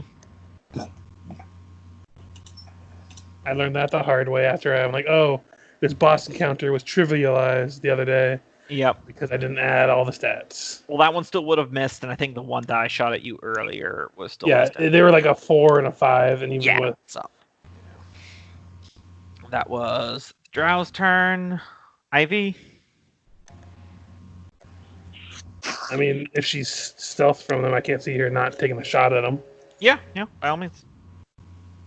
I mean, I'll do it. Shooting through that much stalactites, they would still get half cover. Okay. So that's like what, a bonus to their AC, or Yeah, it's a +2 to their AC. would she be stealthed? Yeah, she would definitely be stealth. She Okay, rolled so just- 25. Yeah, that would be an advantage then.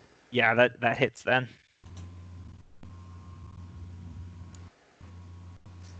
14. 14. It's probably the. Drops him. I know, for the rest of her action, I'll say she rounds the corner again to try to hide again. Because all that stuff can happen. All right. Taskill. Let's see. Well, I wouldn't be able to get too close. Let's go 15 feet there and try and maintain some cover. It's the range on a crossbow. Heavy or light? Light. Light crossbow range is 80. Okay. It can go farther, but it would be at disadvantage. Yeah. So either attack would probably be a disadvantage for you. Yeah. Yeah, might as well top one off at that guy. So disadvantage. Mm-hmm.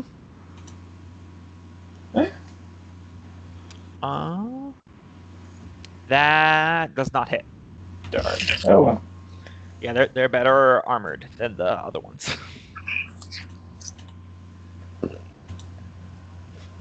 All right, Freya. Okay.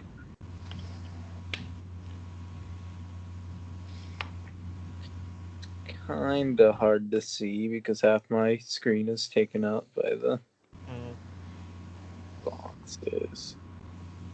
Are there... Where... Okay, yeah, I see the two that are there. Yeah, those are the only two you see right now. Okay.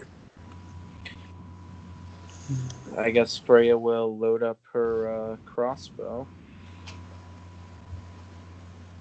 Take a shot at the closest one. Do you want to move because you don't currently have an angle on them? Or not? No, there's like a wall in the way, and it's also 120 feet away. I mean, with a light crossbow, that's still a disadvantage length. Oh yeah, no, it is. I'm just letting you know. There's like a. Then yeah, I want to move closer and bring Like here next to Taskill. yeah, and bring the steel defender just next to me. Okay. Then the closest one would be here. Pretty sure that's still a disadvantage. Ooh. Okay. That will hit.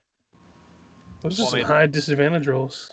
Yeah, seriously. I'm rolling terrible and you guys are rolling great. 10. Deep wounded that guy, but he's still standing. Guy or gal. Technically they can be either gender. Do we just assume his gender? There is only one elf gender. And that is Fae. Yeah. So that I believe it's your turn. So Nolgrim. Expecting that it's only a matter of time before reinforcements comes, he's going to continue leading Eski away and try to get a head start on the eventual withdrawal. Okay. Once again, imagine the wagon is coming with you. Yep. That'll be my full round action, so I don't know if it'd be a double move or whatnot. I will say probably 25 feet is your double move, because otherwise it would be like half speed for 10 feet for a single move. Okay. Fergus. Trying not to break my stealth. I kind of like follow on the map for where the stalagmites are. Mm-hmm. Trying to go here and see if hopefully they don't see me. And I'm going to pop up a shot at something that Kenneth's laughing about, apparently. Yep. Oh, you're never going to break my stealth. You're never going to find me. I'm just going to keep shooting. So you tell me if I have advantage on attack or not right now. I would say you would have advantage on this. Okay. Oof. That does miss, however. Okay. And bonus action for a little bit more movement. I'm going to move back through here. Gotcha. Thrum. Alright, he would shrink back down.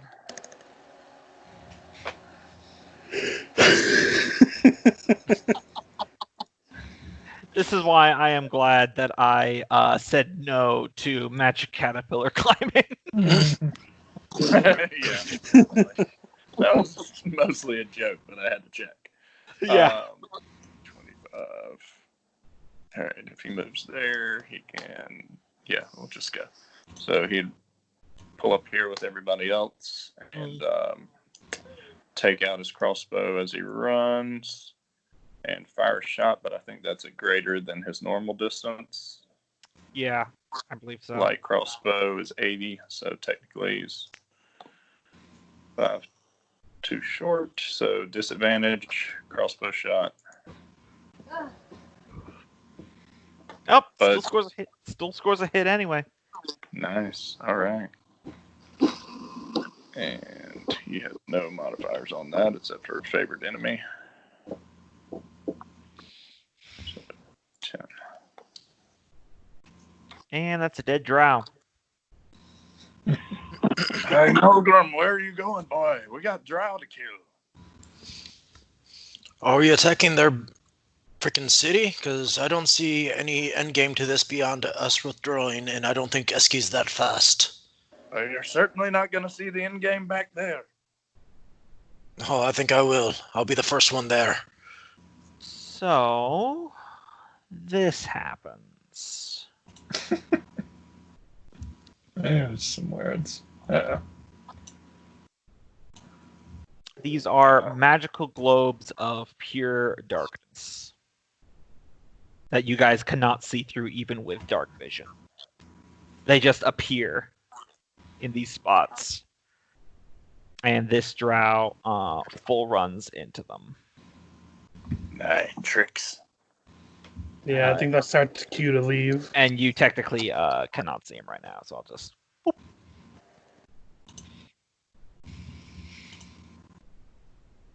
That's their turn. So, free action, I would voice that. I think we should leave, guys. This is not boding well. If they're going to get reinforcements, it's just going to get harder. I am literally way ahead of you. What? Aye, but if they reinforce this gate, how do we ever get in? Time. Eventually, they'll slack on their guard again. But at the moment, they know we're here. They don't need to fortify here. They can fortify down the line, and it doesn't do anything for us to keep staying here. Other than petty revenge at this point. Ivy does break stealth to bring up... Well, I mean, if we take them all out, then they won't be able to send word back for reinforcements. They can't have the fortress be this close to the jungle, right? Otherwise, they'll just lose element of surprise. Aye, they would keep smashing them down until they prove otherwise.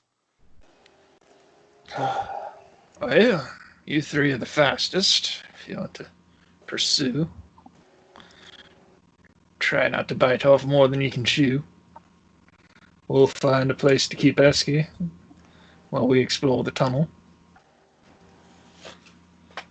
And bring up your support. Freya, you coming? There's Drow to be killed. Let's go. I'm all for killing the Drow. If I die doing this, I am going to haunt the old man that sent us here. Go on, Ivy. See if you can get a bead on him. So, how would she be able to move up to the top? Would it be like difficult terrain? Difficult terrain. So that'd be 10. So I'll just stop right there. 10. She has 25 or 30 feet. She's got 30 feet, I believe. Let me check. Should say on her sheet somewhere. I was just dragging. I didn't want to unclick until I got to her normal movement. Yeah. Nope, 25 feet. I apologize. It's my fault. Okay, that's fine. She's back 5 feet. Bonus action dash. She does have farther dark vision, so I can reveal Forget stuff. that. Don't count that. Okay. The 25 feet would get her to here. Mhm. See if she sees anything. Can she see through the dark? She could not see through the globes of magical darkness. I looked at this. But I wasn't sure because I can't see anything over here. Yep, she could see this. Yeah, magical darkness is actually not pierceable by dark vision, according to the rules. Do any of these people look wounded at all? None of them do, no. So I guess if she's doing this, she'll probably attack this one because they look different. Attack the weird That's looking one. always the part, is that narratively, her uniform's exactly the same, but I have to use a different token because I need to tell the difference. Well, I mean, so. if they all do have the same armaments and everything, I'll say she attack the closest The one. only thing that's different about her is that she has a glaive instead of a short sword. That's about it.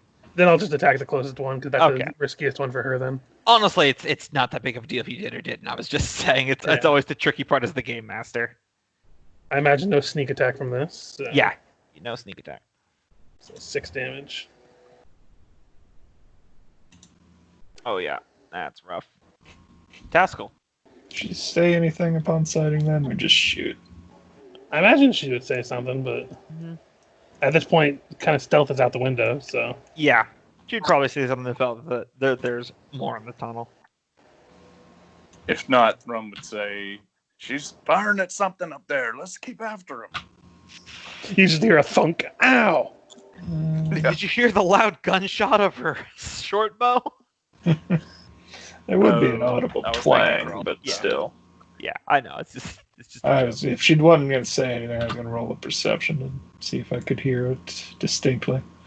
Yeah, you're But, probably aware.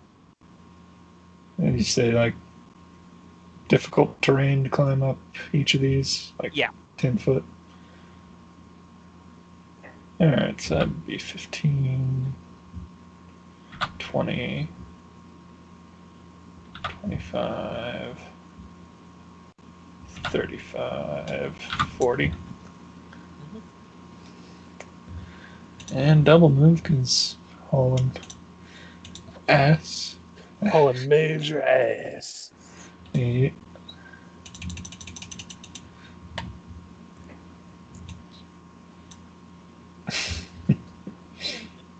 I've amused myself by giving myself my own condition.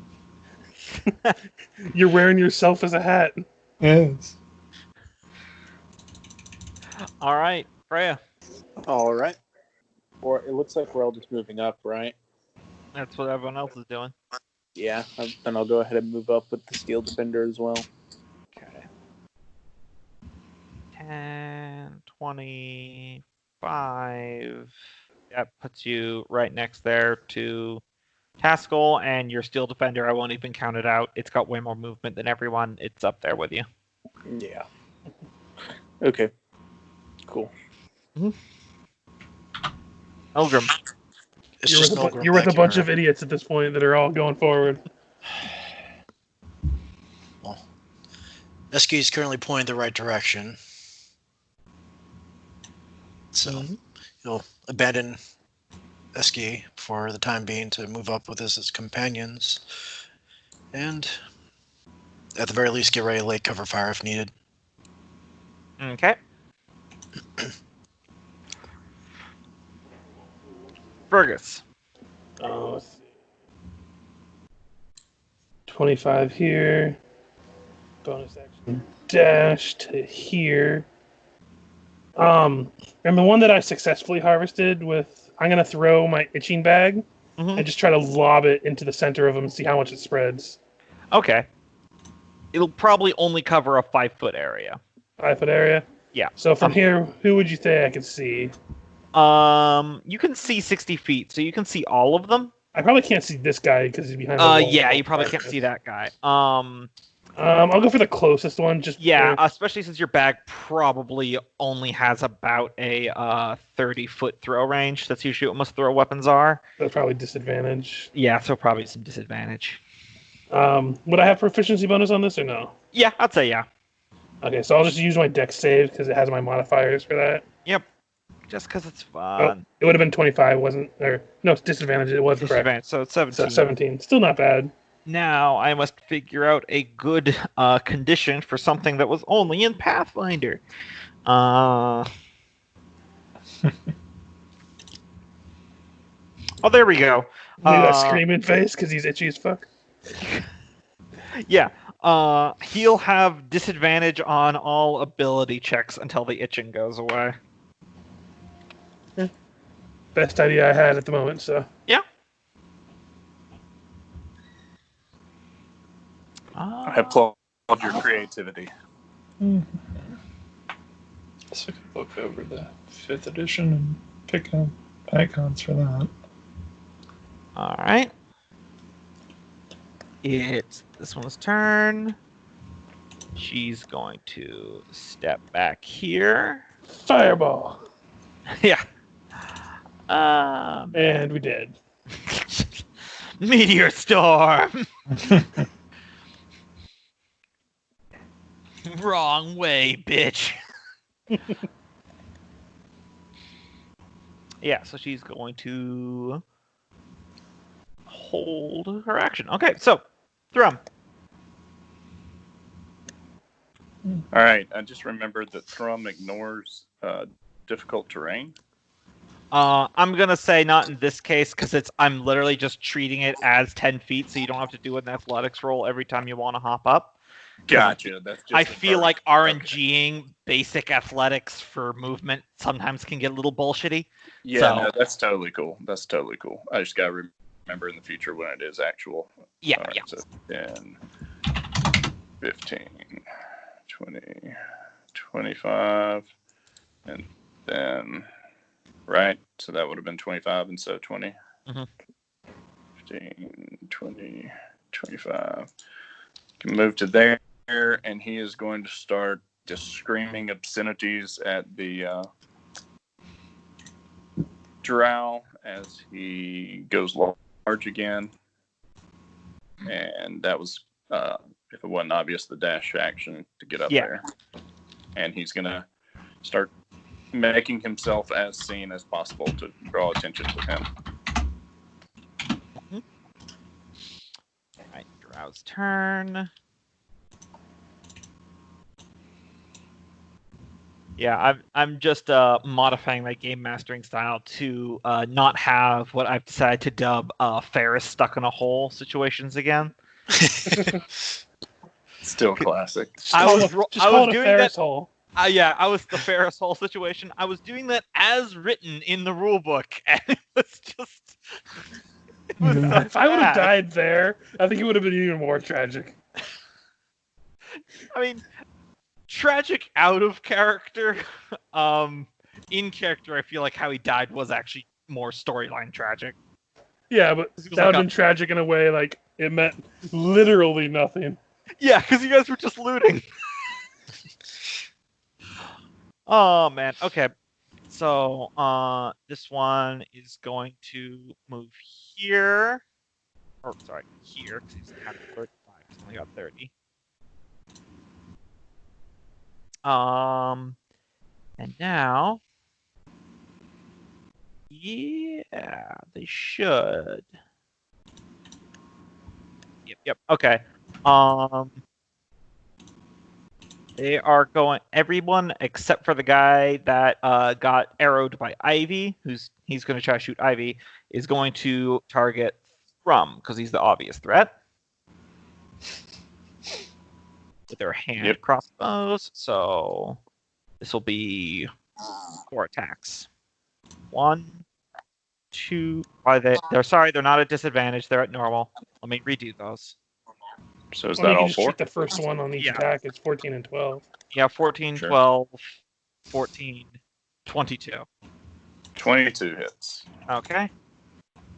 So 4 piercing damage, and give me a Constitution saving throw at advantage. Okay. At advantage because you're a dwarf. Just putting that up. Con. Yeah, you're fine. You just still take the 4 piercing damage, though. Okay. He's going to -1 because of a temporary hit point. Mm-hmm. And that last one, he's actually, probably should have done this first, but they're a little bit frazzled. It's very natural. Fairy Fire! So all you right here are gonna get... Freya doesn't get it. Dexterity saving throw. I'm sure by laughing at it, I'm going to fail, but I'd like to say this is the first fairy fire that Freya has not failed. Ivy's good. Fergis is not good. Thrum is good. And now that's the end of the turn. A prepared action procs. So give me a second here. Procs, not the right word? Whatever. Triggers, procs, it's either way. I don't know. I'm a little marble braid today. That'll do it.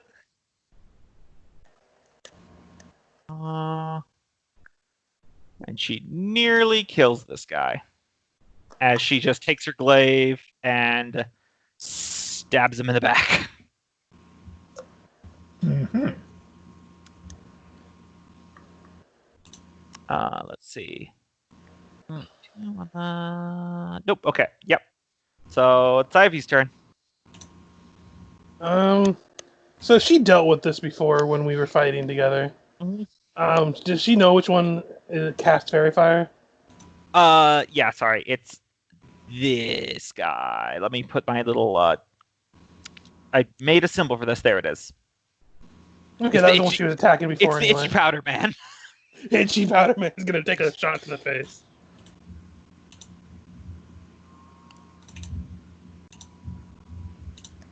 That'll hit. And that'll kill.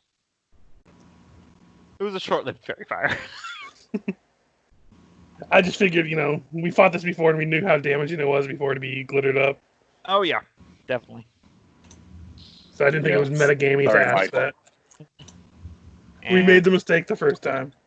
These of darkness goes down as well. Mostly to Michael's expense. I stood next to the caster for like 6 rounds and never hit it. Taskill. 20 feet up. Let's see. Technically, the darkness would have gone down before, because I'm pretty sure darkness is concentration. Yeah, so it would have gone down when he cast Fairy Fire. That's my mistake. So I will. Alright, it refreshed.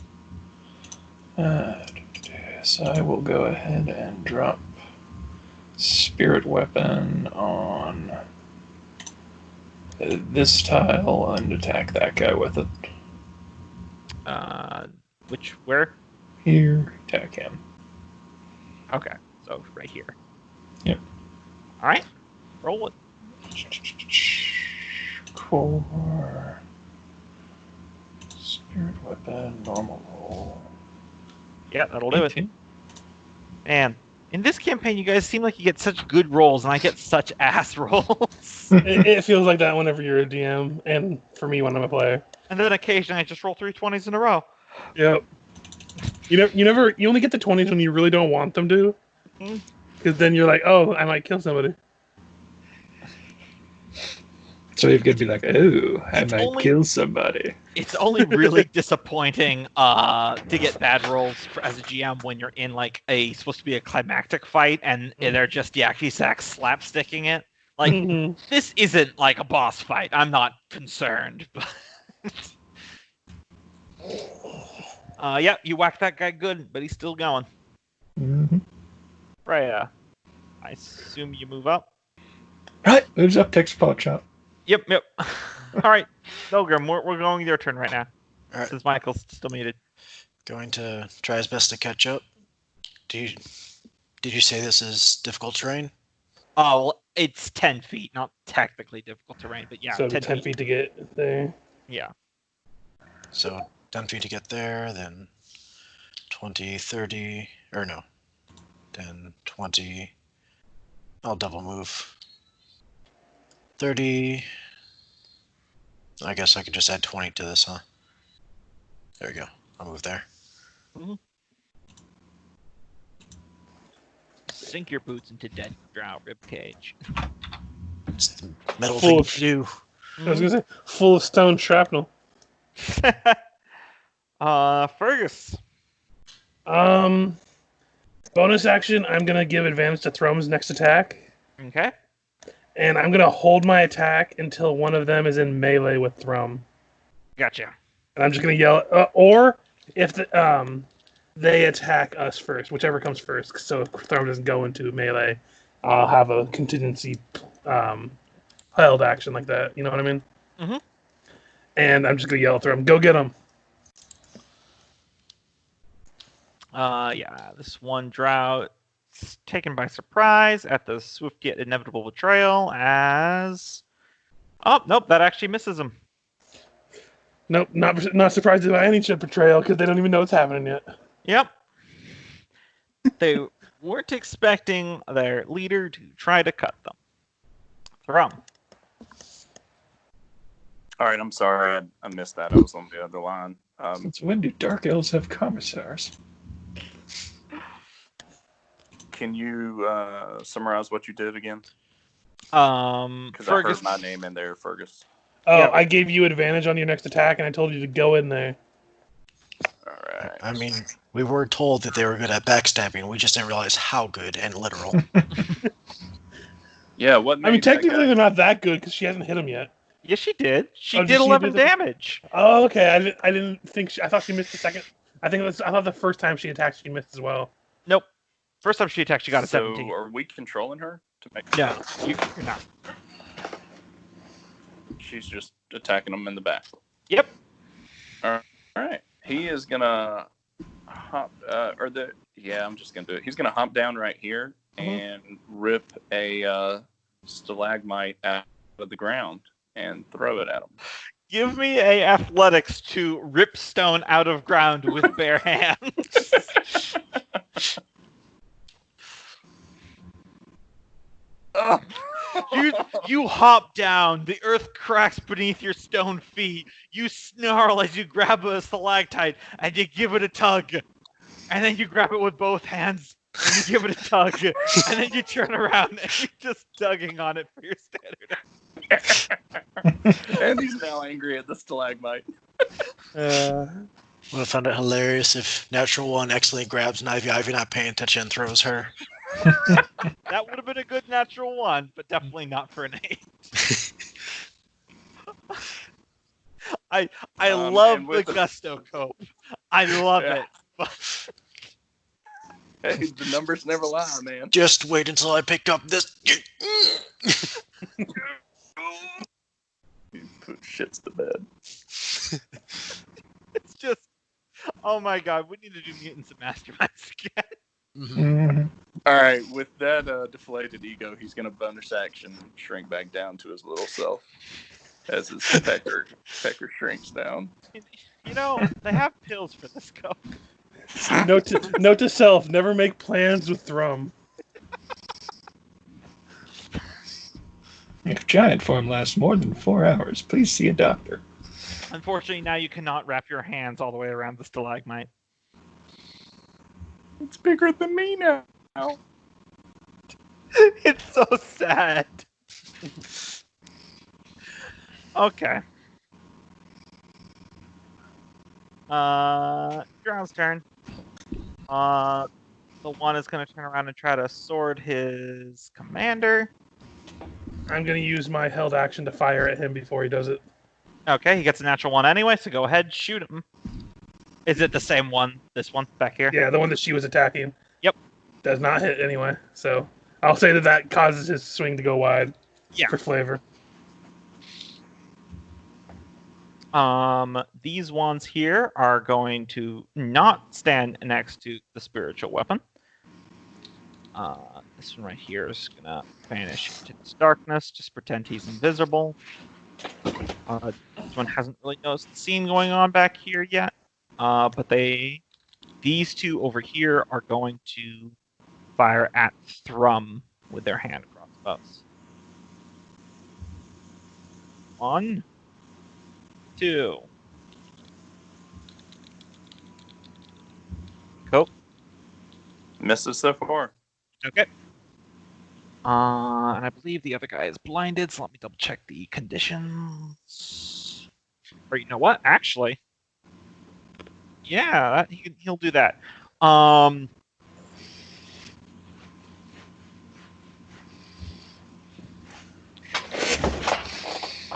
Thrum, Fergis, Ivy, and Taskill. Give me dexterity saving throws.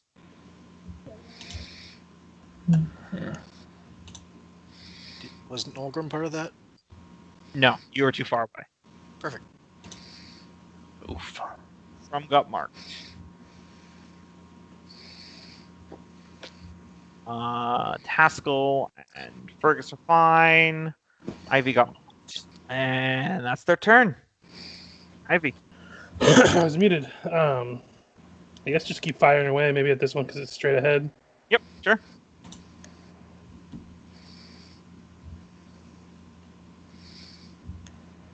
That will miss. Yep.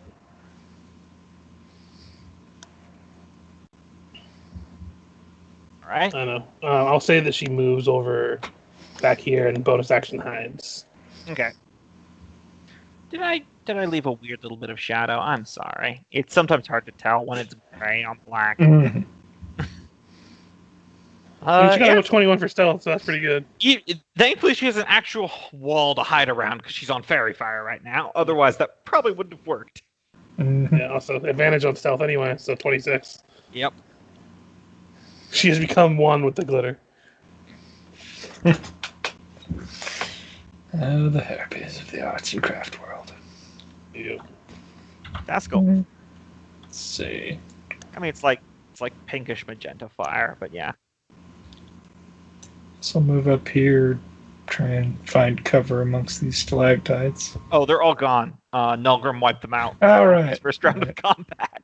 He exploded the place. In that case, well, yeah, it's still have an angle on the one. So first off, bonus action to move the hammer up to strike at that guy. Okay.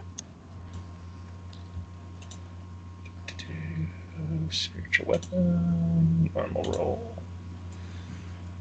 and lag. Yep, that'll do it. He's so Okay. focused on the betrayal that he doesn't notice that his skull caves in from behind.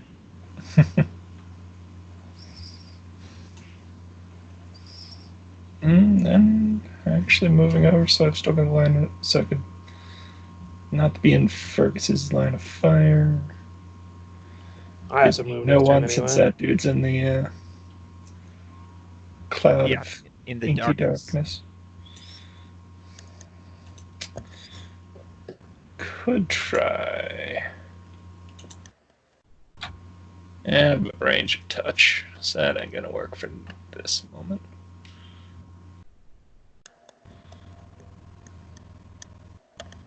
Actually, I could set that up for next round. The cantrips.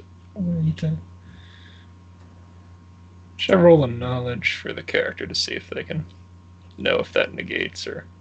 Oh, sorry. What does what? Considering casting light on a bolt and firing it into the darkness, but I don't know if it negates it or not. Out of character or in.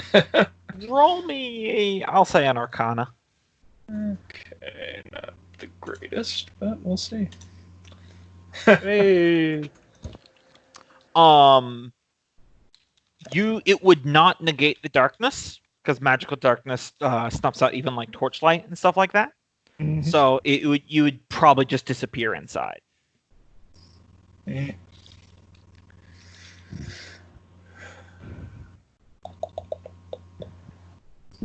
Well, I guess let's then use the other Bless you. movement to move up there.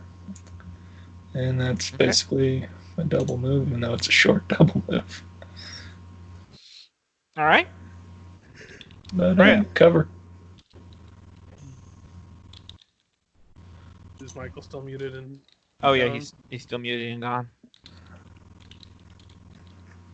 Well, Covering you our guys, flanks, I guess. yeah, I guess Nolgrim. He's lacking out. Was Nolgrim able to see the two of them were fighting? Let me check how far it is because dark vision is still in effect. Nope. That's not what I wanted to do. Nope, out beyond your line of sight. Okay. You can only see to about 60 feet, so you only see here. Okay.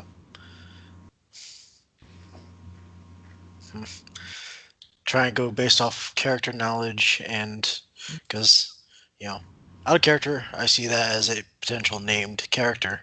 Mhm. Nolgrim sees them as just another adversary. Oh yeah, definitely. Yeah, I was considering taking a pot shot at him, but I didn't have line of sight. Okay. Another shatter. Okay. Constitution saving throws. Yes. All right. Let me see here. Cool. Okay, so 15 for one. Let me see what that DC is. I'd be that succeeds. Yeah, I was gonna say I'd be impressed if it was 15. Yeah. And now for the other two. On 2. Fail and succeed. Okay. So on a success, they take half. On a fail, they take full. Okay. So this guy done died. This guy takes 4 damage. And she takes 4 damage. Gotta be sad when the dice are against you on those shatters. Right. That could be so much higher. I mean, But you say last that time as around, he it was just super one-shot nice. 3 Drow first. Oh no, the first one was really good. I'm talking about Yeah. this one in particular. Right. Yeah. I'm just saying you gotta feel it when it happens. Hey, I'm glad that worked when I did, because I was also afraid of killing that named character, or at least I presume is a named character. Nope, I'm just fucking with you. All right. Yeah, that's right. I'm George R.R. Martining you. All right. I assume that's your turn. So Fergus. Not wasting my bonus action again on Thrum. I'm gonna give it to Taskill this time. You know what? I'm gonna give it to Ivy, Yeah. and then I'm gonna fire at the guy standing there. Hit it. Let's see. Short bow. 16 That'll hit. for 8. Ooh, he is very badly hurt now. And that's my turn. Step up and the stab. Wow, such bad rolls. This is on me as the game master. Why am I getting such bad rolls? I feel it. She's got a +5. It's pretty good. Is she swinging at her companions? Yeah, by now all of you can see this. All right, Thrum. Does he know that this one is here? You saw it run into the darkness. You're just not sure where in the darkness it is. That's the one that ran from way down here? No, that one's dead. This is a different one that ran into the darkness. Okay. I was going to say, that one I wouldn't have known where he went. All right. Well, then, let's see. What kind of distance are we looking at? All right. He'll rush up here and go big. I'm sorry, Gombo. I wish I could. It's okay. No, it's not a trouble. It's just kind of a. Why not just stay big? Why did you Because just he keep can only going there? move 5 feet. Wait, when did he's you big. just roll token? Oh, you rolled your. It said I accidentally hit random side and it rolled. Ultimate chaotic character. What's he gonna do now? No, Oh, you only honestly, have 5 foot of movement when you're big? Yeah. out of character, just because. Just talking, I would totally play a version of a spellcaster that's like wild magic, but instead you turn into like a random animal. God, yes. Oh, a druid that just you've got a roll chart for what's he gonna turn into. Yeah. And now I want to make a wild magic druid. And now you just set up a roll 20 table, so you just hit the button and roll whatever random ass form you settle on. All right, and he is going to swing away at that guy with his battle axe because he had gotten all prepared when we knew we were approaching a ambush area.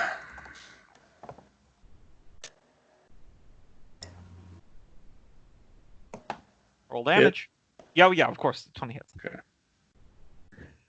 So, oddly enough, for the fact that this is how both these Drow here have died, they turn around surprised that someone is stabbing in the back, only to be immediately bisected by something from the dwarves. By something stabbing them in the back.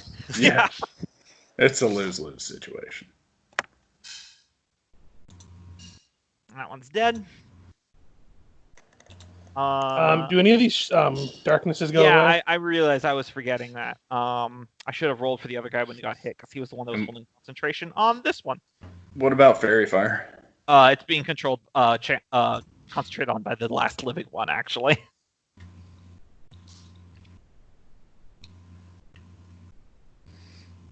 Okay.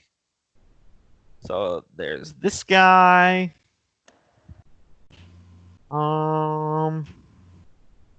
Let's see. Let me do a little wisdom roll for him. Nope, he's gonna do the stupid thing. He wants to run away really, really badly, so he's gonna full move, and he's gonna get attacks of opportunity from both Thrum and this one right here. So Thrum, you are up first. Can I grapple as an attack of opportunity? Not in this case, because it's kind of expected. Yeah. Grappling's a little bit special. I would say as prepared action, but not as an AOL. Well, you still hit him anyway. Really hit him. Jesus. You somehow catch him on the backswing. He's just in half. Like you didn't even know he was there. You just draw your axe back and. God. Quite the roll. Mm-hmm. Yeah, that was sick. The fire does go away after he dies. Does so question on that roll. It looks like it is counting favored enemy twice and his 1d6 from shards twice. So like the 3 is 2 from favored enemy and the 1 from 1d6 from his shards, and the 4 is another 1d6 from shards. Is it rolling that correctly? Yeah, you're only getting the solid number once, but you're getting the dice twice. Yeah. Yeah, and it's only got strength in there one time. Okay. Yep. Pretty smart. That's how crits work in 5e. You reroll all the dice, just the static numbers don't change. Okay. Rather than like, oh, it's a sneak attack bonus, so that doesn't critical hit modify like vital strike, and Gotcha. precision damage doesn't. If it's Yeah. dice, you roll it more. That's how it works, and it's nice. Like Yeah, when we do Rune Lords, I'm gonna homebrew it. That is just gonna double the dice rolled, the first dice rolled, and then you can double that or whatever the sheet says for that. But I don't know. I'm still thinking about it because otherwise, you guys are gonna get one shot by half the things that are in there. Yeah, but that's fun. All right, so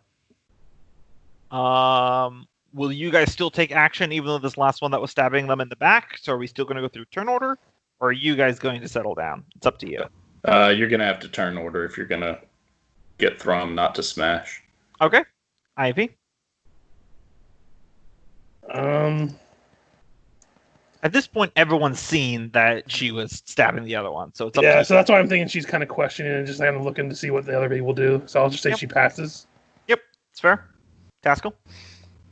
Already a crossbow bolt, but I don't trust it either way. But hey, maybe it'll betray its kin and then we can kill it later. I think Michael's still AFK muted. Yep. Bump the flank. Nolgrim? Oh, shout out to Thrum. Hold up, see what she has to say, or if she can be of any use. Try to convince him to halt his assault. I've got a use for her. Fergis? Fergus is going to come down. Mm-hmm. I'll just say I bonus actions up here. Yeah, that's fine. Drop your weapon and we can talk. And I kind of look over at Thrum. Thrum, consider this an order if I'm going to be your future king. Stand down unless she attacks us. What language did you say all this in, by the way?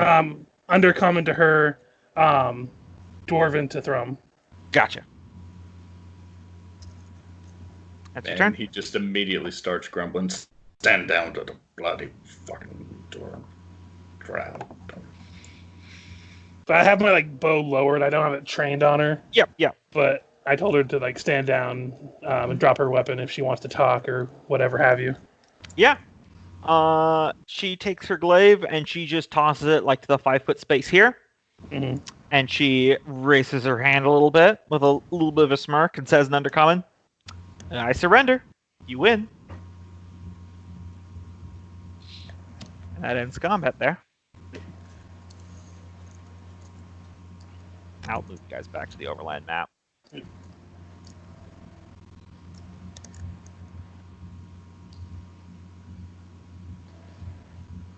So in character, the first thing I would ask her is, are you just trying to buy time to wait until some reinforcements show up?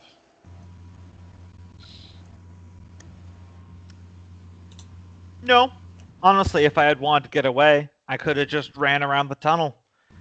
I've got much longer legs than your stumpy little things. I could have outpaced all of you while you were dealing with my... She looks at the dead drow. Cohorts here.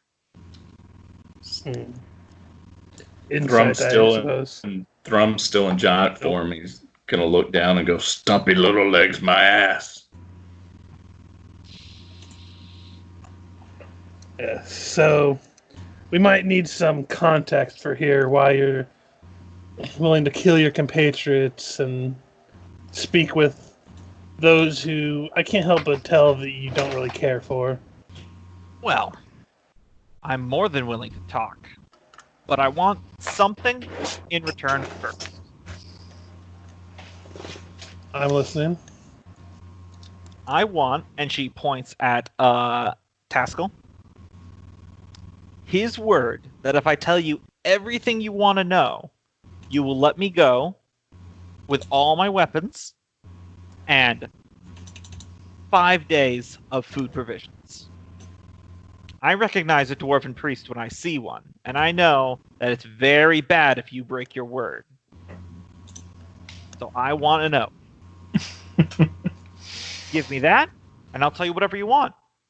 Hell, I could tell you all about the defenses of Voyiths, because that's the really only reason why you surface dwarves should be poking around these tunnels. We can't trust anything she says, whether we promise or not. It's our best lead at this point. Do you really want to just go in blind? At least this way we have cause of suspicion for anything she says, as well as being able to verify for ourselves later. Does actually Thrum speak Undercommon? He does.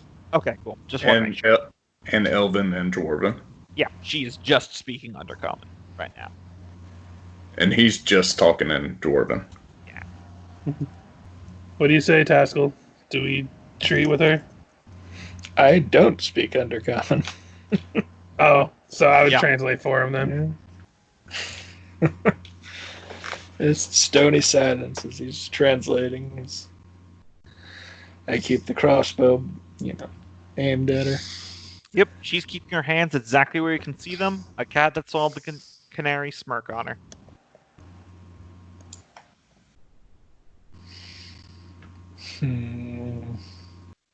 As the silence drags on, she says in Undercommon, I mean, you all don't really have a reason to be afraid of me. You massacred my men with very little injury. I mean, I'm just one drow. Surely a band of dwarves such as yourself would have no problem with me. Flattery will get you nowhere with this group, I'm afraid.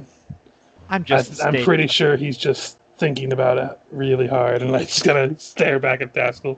I'm just stating the facts. It's about 10. It's against my better judgment, but I'll not kill you.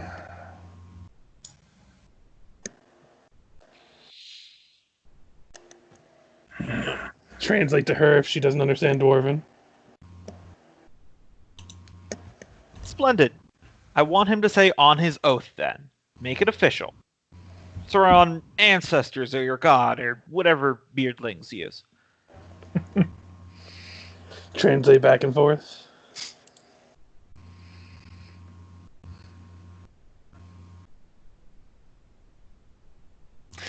Yeah, I suppose. So she wants, 5 days of... Yeah, 5 days of rations, and to leave with all of her armor, weapons, and equipment. Well, I'm a character. What's everyone else thinking? I think we Sounds should at good to least me. talk, so... I see no harm in it. Thrum would like to smash her head into the wall. That's why I, in character, ordered you not to. See how far that goes, We'll see. I don't know yet. She hasn't insulted him directly yet. We'll see.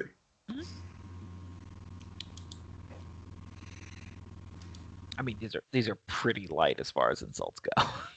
Mm-hmm. At this point, she's just flirting with you, Thrum. Right. Do you know nothing about drow courting? God, can he wind up as a drow wife by the end of this campaign? Oh my god. I mean, I'm We not might be saying looking- no, but We might be looking at her right now. you gotta love the age-old violent meet cute. You're right. I had to watch out for that one. She seems to like sticking things in from behind. For those of you keeping track at home, Kenneth just referenced the act known as pegging. Please Google that with your parents. Somebody Fun cut for the that entire out from our family. future recap episode of Out of Context. No, you see, that's in the trailer of the episode that they put at the beginning. Yep. There you go. But yes, I'll ultimately give my word about it. Throw in a couple of things I'm sure Prince won't be translating about she deserves to be squashed like a bug. The spider bitch that she is. Yes, he swears by his oath because you're quite a lovely woman. Not even truly trying to lie, but just Yeah. not translating things. Thrum will just mumble in Undercommon, spider bitch. Oh, Lord. So you got your oath sworn promise.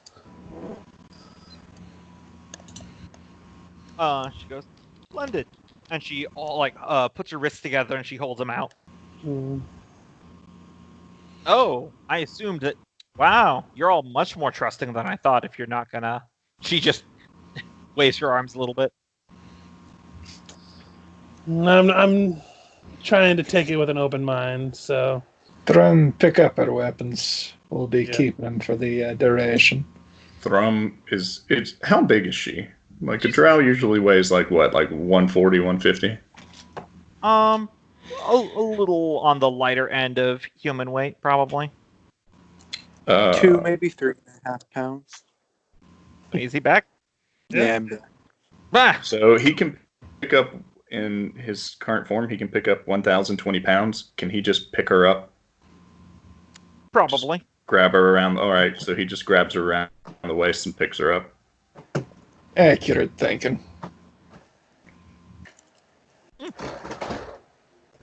bit more touchy than I expected, but very well.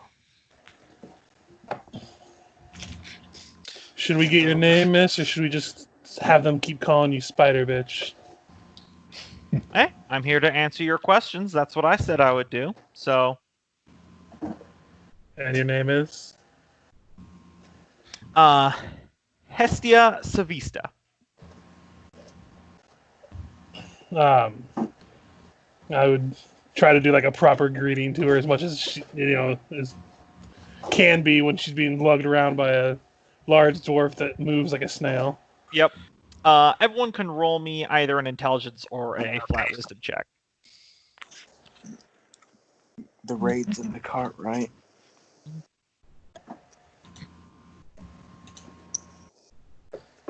And if you could type that out for me, by the way, Yeah, no because problem. I'm never going to be able to spell that or I know. remember it otherwise. Yeah, the names that they provide are always a little bit weird. I tend to adopt the Star Wars naming convention of mono to 2-syllable names because they're easier to remember. Mm-hmm. Nolgrim and Taskill. You realize that you've heard the name Savista before.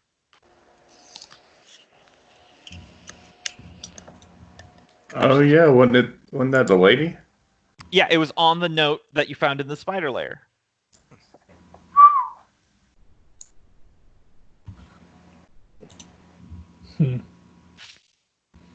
The Baroness Savista.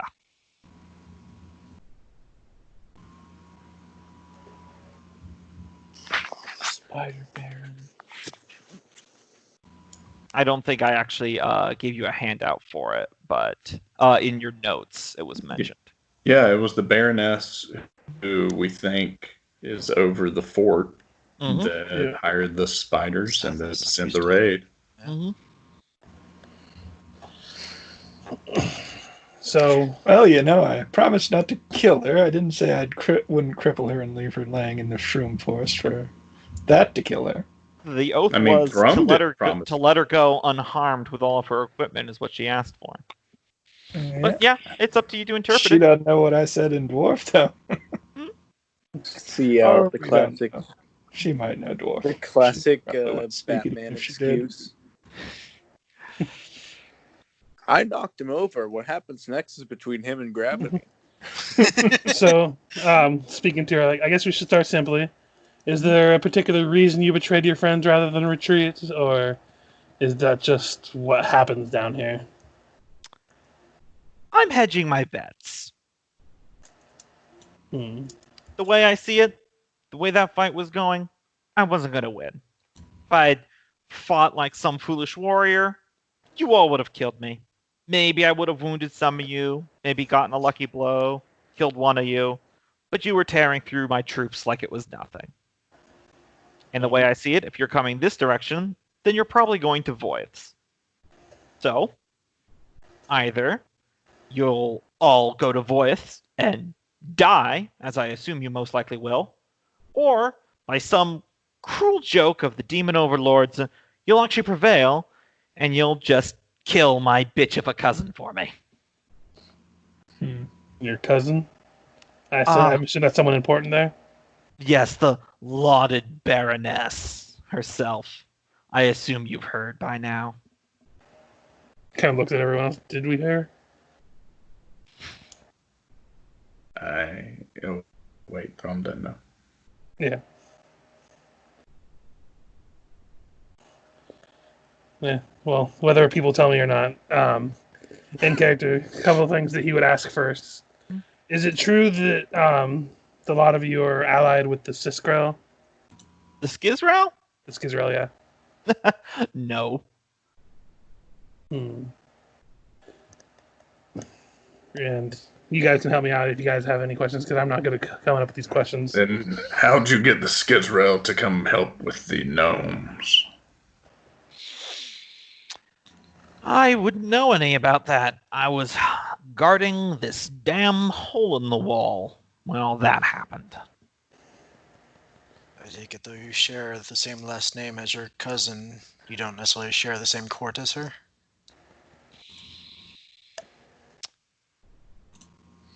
Give me a persuasion there, Nolgrim. This is just effectively that type of answer you'll get. In Dwarven, I'm a snapback. You saw her cut down her own men. You think their family ties are any stronger than their camaraderie? It's less about who she's family and friends with, of who she's got connections to. Mm-hmm. Well, I used to be a consort to my beloved cousin. She didn't like me disagreeing so much. So I got assigned out here. What sort of disagreements did you have? Oh, this and that. Mainly not stroking her ego enough or stroking other things. Hello. Yep. She does not look too pleased when she says that last one either. Let's say Drow are icky in general. Yeah. What kind of defenses do Vothis or Voyus have in general? I would be happy to tell you, though. I do admit I'm losing a little bit of circulation down low in this one's grip. Also, Cope, how long can you keep that stone form up? That's indefinite. Wow. They just can't go anywhere. Mm.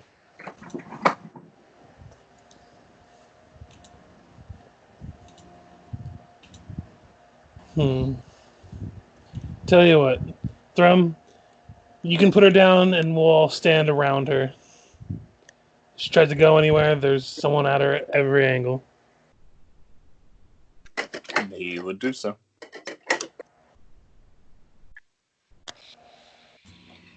And then we do some kind of weird circle around her to make sure that she not like pressed up right against her or anything. But enough to where that would if she be tries weird. to run, if she tries to run, we can grab her easily enough. And Thrum would take her glaive away from her while we're just sitting here. He wouldn't like, I'm going to steal this and just take it away and put it over there. She even removes the short sword from her belt and gives it to you. Mm-hmm.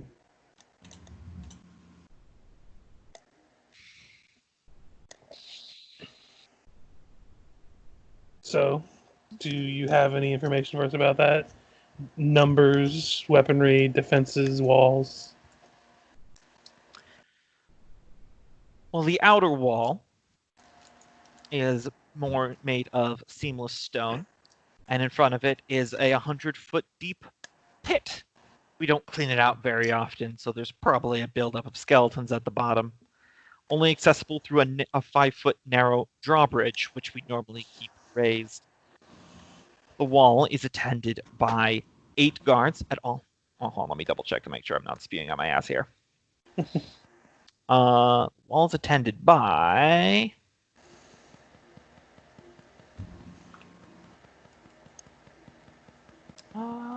damn it, pictures.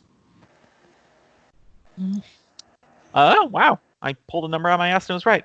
The wall is attended by 8 guards at all time, along with 2 siege engineers, which are occupying light ballista, pointed directly at the only tunnel in which you can come at Voyeth. And there's only the one entrance to Voice. From this side, I assume by the other side you mean going down. there's a gate on the other side of the fortress that leads to the great jumping off point. It is a metal grate that occupies the entirety of the tunnel and is sealed via magical lock, only accessible by a singular key that my cousin, the Baroness, keeps on her person at all times. And do you know of any way other than the great jumping off point to go below down that direction? Can't say that I've explored this stinking pile much. I wouldn't even be up here if I had my word of it. The walls you said have 8. Do you know a rough estimate to the number that are inside the fortress? Are we talking dozens, hundreds? Dozens. I haven't taken a full head count. Often we have patrols going out, so it varies. So, how often do they relieve the gods here?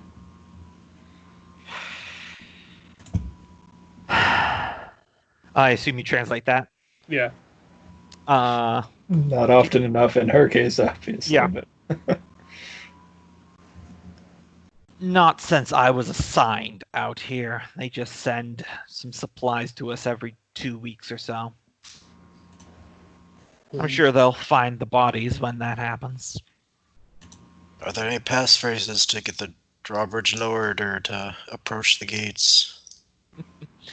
None that would help a dwarf. No, but in general. Roll me a persuasion.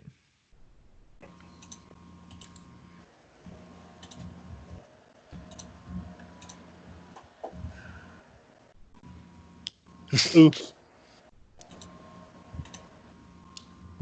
Right.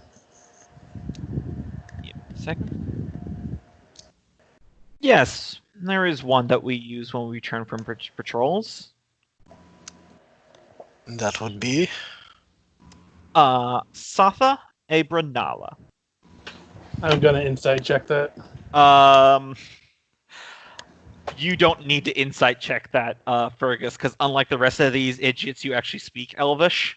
Mm-hmm. And it's just Elvish for Satha as a cantankerous bitch.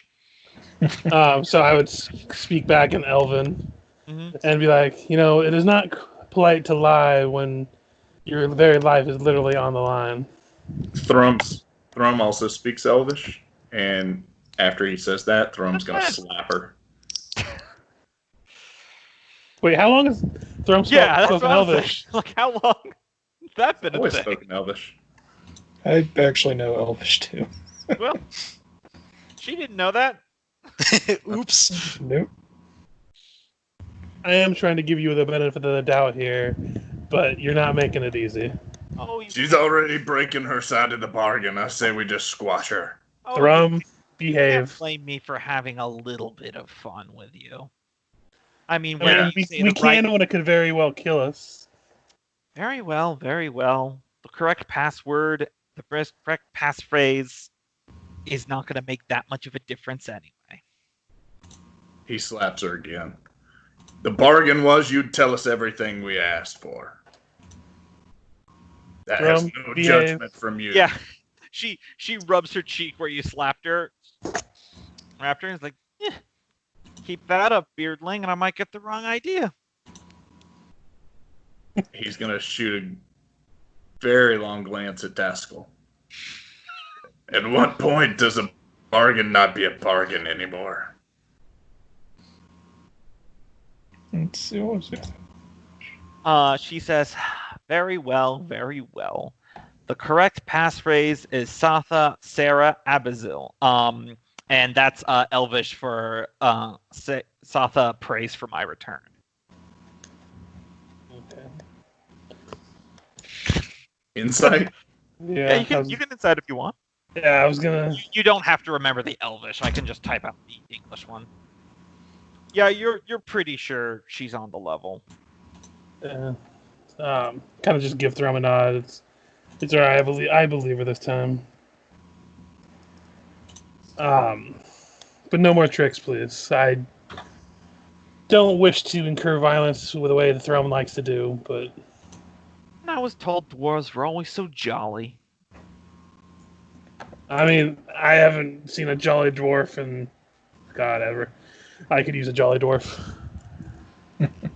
Anyway, trying to think of any other questions. The forces that left, not what out of character. What was it, like a month or two ago? Yeah, that's what I was going Like- to think of. Yeah, That was like a month and a half ago now. Okay. Yeah. Ask, were those proper soldiers or just volunteers taken from the city? City? Is that what's up beyond? it's just a fortress. Oh, Yeah, fine, she fine, just starts laughing. Oh, this is the ass end of the Drow Dominion. This is where they send the people that they can't muster the enthusiasm to murder in their sleep. Hmm. So you're telling me just outcasts from the city were the ones that were handed whatever they had available and sent to march? I assume you're referring to my cousin's plan. I didn't actually really see them come through this direction. No, they weren't even soldiers ordered to guard the fortress. They were cast-offs of wanderers that just kind of accumulated at our gates. That my cousin got the bright idea of using them as fodder. If I give you quill and parchment, would you be able to sketch out a rough layout of the fortress beyond? Give me another persuasion.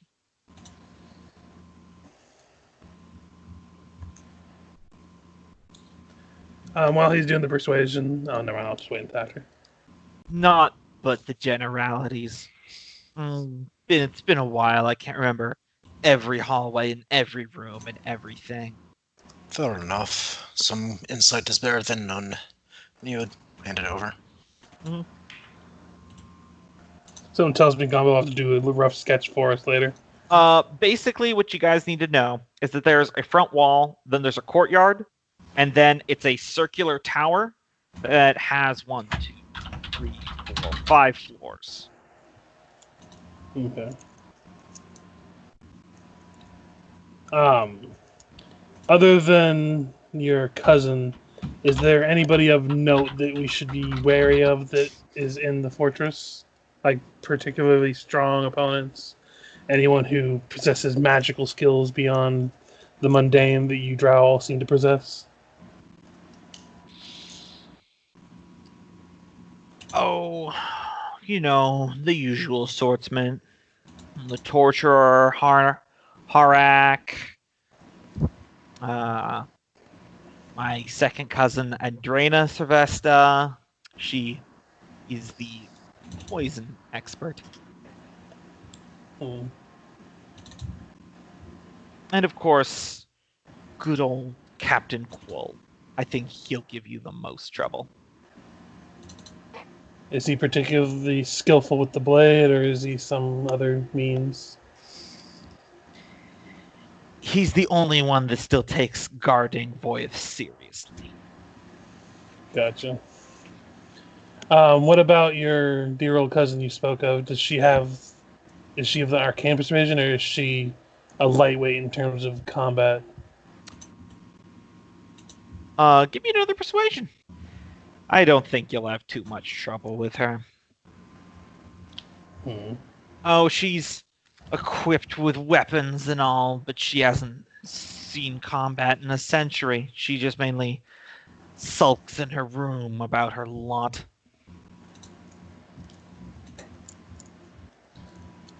When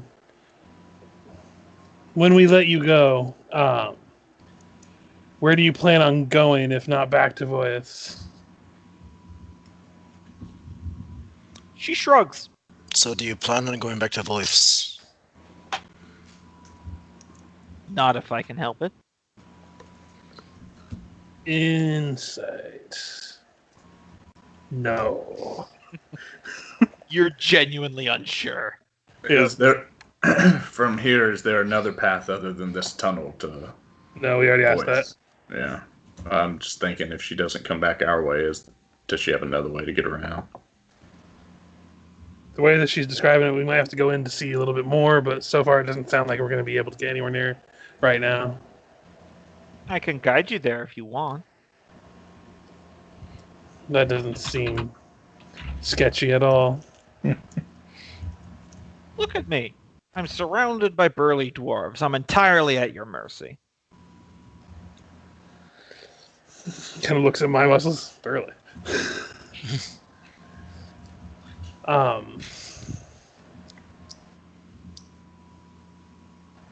If anyone else has any questions, I've kind of wore out anything I could think of. Yeah, nothing springs to mind. Same here. The jumping off point, since you probably had to come through to get to this fortress, how is it just a straight drop, or is there ways down by like walking or anything else? There's a little straight jump. There's handholds to climb, I'm told. Most of the Drow, when they're rarely moved up the point, do so via strider or other wall-crawling mount of some sort. Hmm. They didn't think to perhaps make a very big elevator or some sort? That would imply that they care about this fortress. Hmm. How far is it to the next fortress?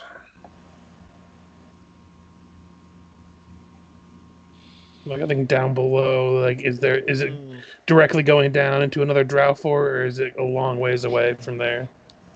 She kind of like taps a finger on her chin, kind of play thinking about it, and goes, in Lower Azathier, months at least.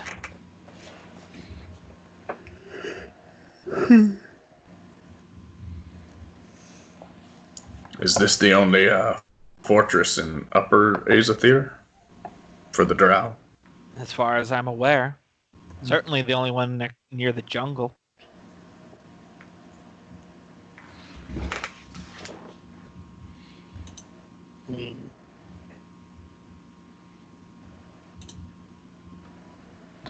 How is it even built, if you value it not? Oh, old ancient Drow history, if I remember the dreadful lessons. It used to be a more prominent fortress. A idea between two noble scions who sought to claim the fungal jungle as a fiefdom. Of course, when the dwarves in Lower Azathier got all quiet, it stopped being as necessary to secure a flank. And slowly but surely it faded into obscurity. At least that's how the stories go. I've got nothing else. Yep.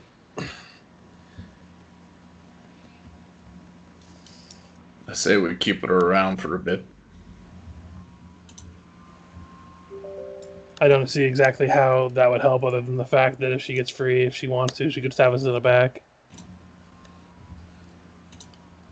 And that'd just give us a reason to crush her. But out of character, in case we think of anything else to ask her in the next few minutes. Well, I mean, it is half hour to end of game, but I really don't think an extra 2 weeks to think about it's going to turn any ideas up. Yeah. I think we got a good chunk of the questions. Yeah, anything else is just added flavor that I could think of at the moment, but I can't really think of anything, so... We got as much layout as we can. We asked about anybody inside of it. We asked their defenses. I asked about the Siskrel. he'd ask if there are any food stores around. What were they living off of here in guard duty? They were delivered food that she said. Yeah. Yeah, Oh, we have like a few dry rations in our pack. We were due for a resupply in 4 days or so. Oh yeah, another question. How long does it take to get to the end of this road to their wall?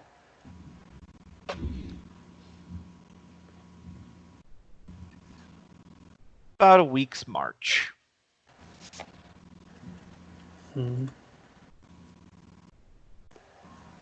So if we continue forward, we're liable to run into your resupplier. Not impossible. Unless they're late. Again, they're not exactly quick on resupplying us out here. I think it's my cousin's idea of a joke. So out of character right now. I don't have any other questions, so if anyone else doesn't, I think we're probably done with her.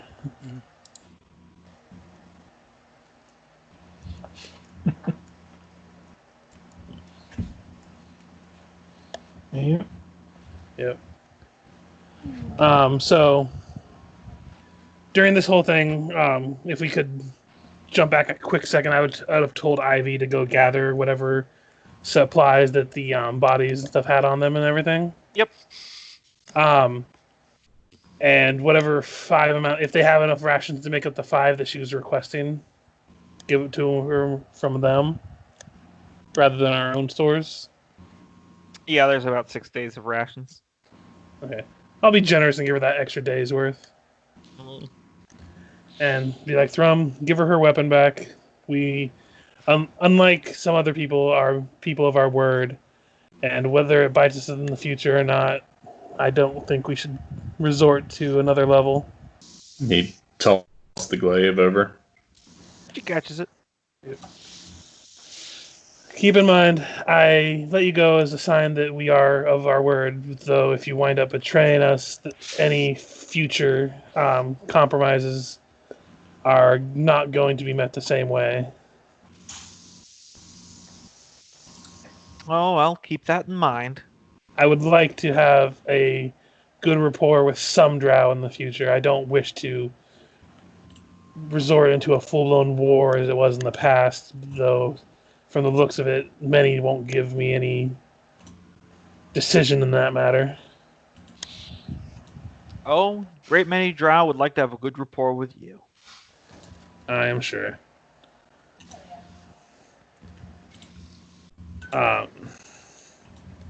And during this whole time, I would have been, when we do speak to her in Elven and everything, trying to get a really good handle on her accent. Yep. So, just FYI for the future. Yeah, absolutely. And, yeah, I would just point her in a direction that we come from, probably towards this direction. Hopefully she'll get killed by the Zan. And you're welcome to leave now. I do believe I will. Have fun storming the castle. I knew you were going to say that. I have to. I had to. I fucking knew you were going to say that. I don't mind, but I'm like, I knew it. I feel like it's an in-character thing, too. It's like, she's going to say it. She's going to say it. Motherfucker.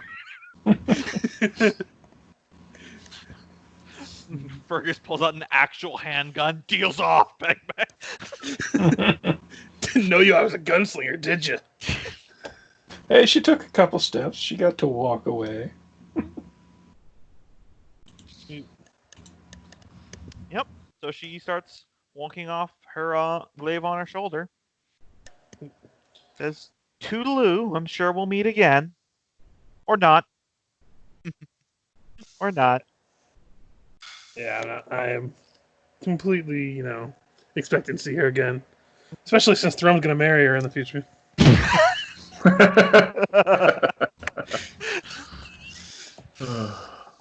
I now ship it. That'd be a hell of a character arc. Oh man, that slapping backfired on you so hard. Like maybe if you're like just straight up like gauntlet punching her, you would have gotten the point. But the fact that you went from trying to cleave her in half with an axe to open hand slapping, that's just Drow foreplay. That's just foreplay, yeah. That's playing gentle by Drow. Well, especially especially the way he just picked her up, all cavalier-like, and clearly he can't wait to get his hands on her. Oh yeah. And plus, at the time, he was rock hard. There you go. I mean, He always seems to be rock hard whenever she's around. Oh, poor Thrum. he broke the touch barrier in like 10 minutes. So. Oh yeah. He didn't even have a chance to transition out of the "I want to kill you" mode. So, there's gonna be something there. Now the question opens up. Oh, sorry. Go ahead. I was gonna say, really, do Drow do anything but hate fuck? No, you see, when they're actually mad, they're very tender and serene. But yeah, anyway, it does open the question: do we want to progress down the road until we get to said wall, or do we want to try to look for an alternate route at this point? Because if it's going to take a week to get down there, best we're going to do is be able to see the wall and turn back around and burn through 2 weeks worth of rations at this point. Granted, we might be able to find their supply that's coming down the way. Well, we could set up an ambush here for that supply crew. And We got about have you 4 lot. days. Sorry, I was gonna say we only have about 4 days worth of esky food. A little over.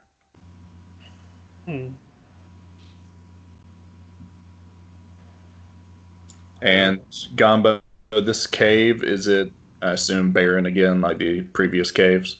Yep. Going back to the tunnel. Yeah, if we're looking for esky food, I have a feeling that we might find more food of a plant-based variety if we get closer towards the water, if we want to go that route.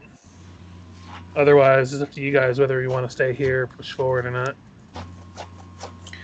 Yeah, I'm honestly at a loss. Could find a safe enough spot a ways back to have someone take care of the ox while we're exploring the tunnel. The only thing that worries me about that is we're really close to the Cizrel territory.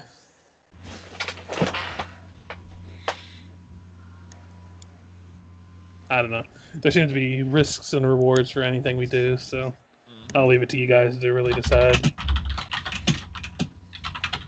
Well, if we make a concentrated effort and we all, 5 of us, forage for mushrooms every day while she's grazing, we could probably pick up, after 3 days, maybe about another 6 to 10 days worth of feed to head on down.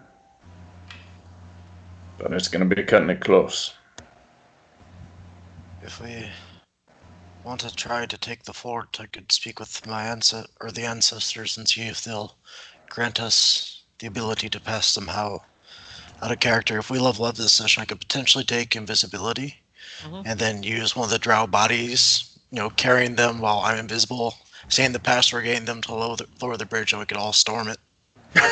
Are you really going to try to weaken it? At that point, why don't you just take disguise self? It's easier. Yeah. Fair. But invisibility seems a bit more versatile.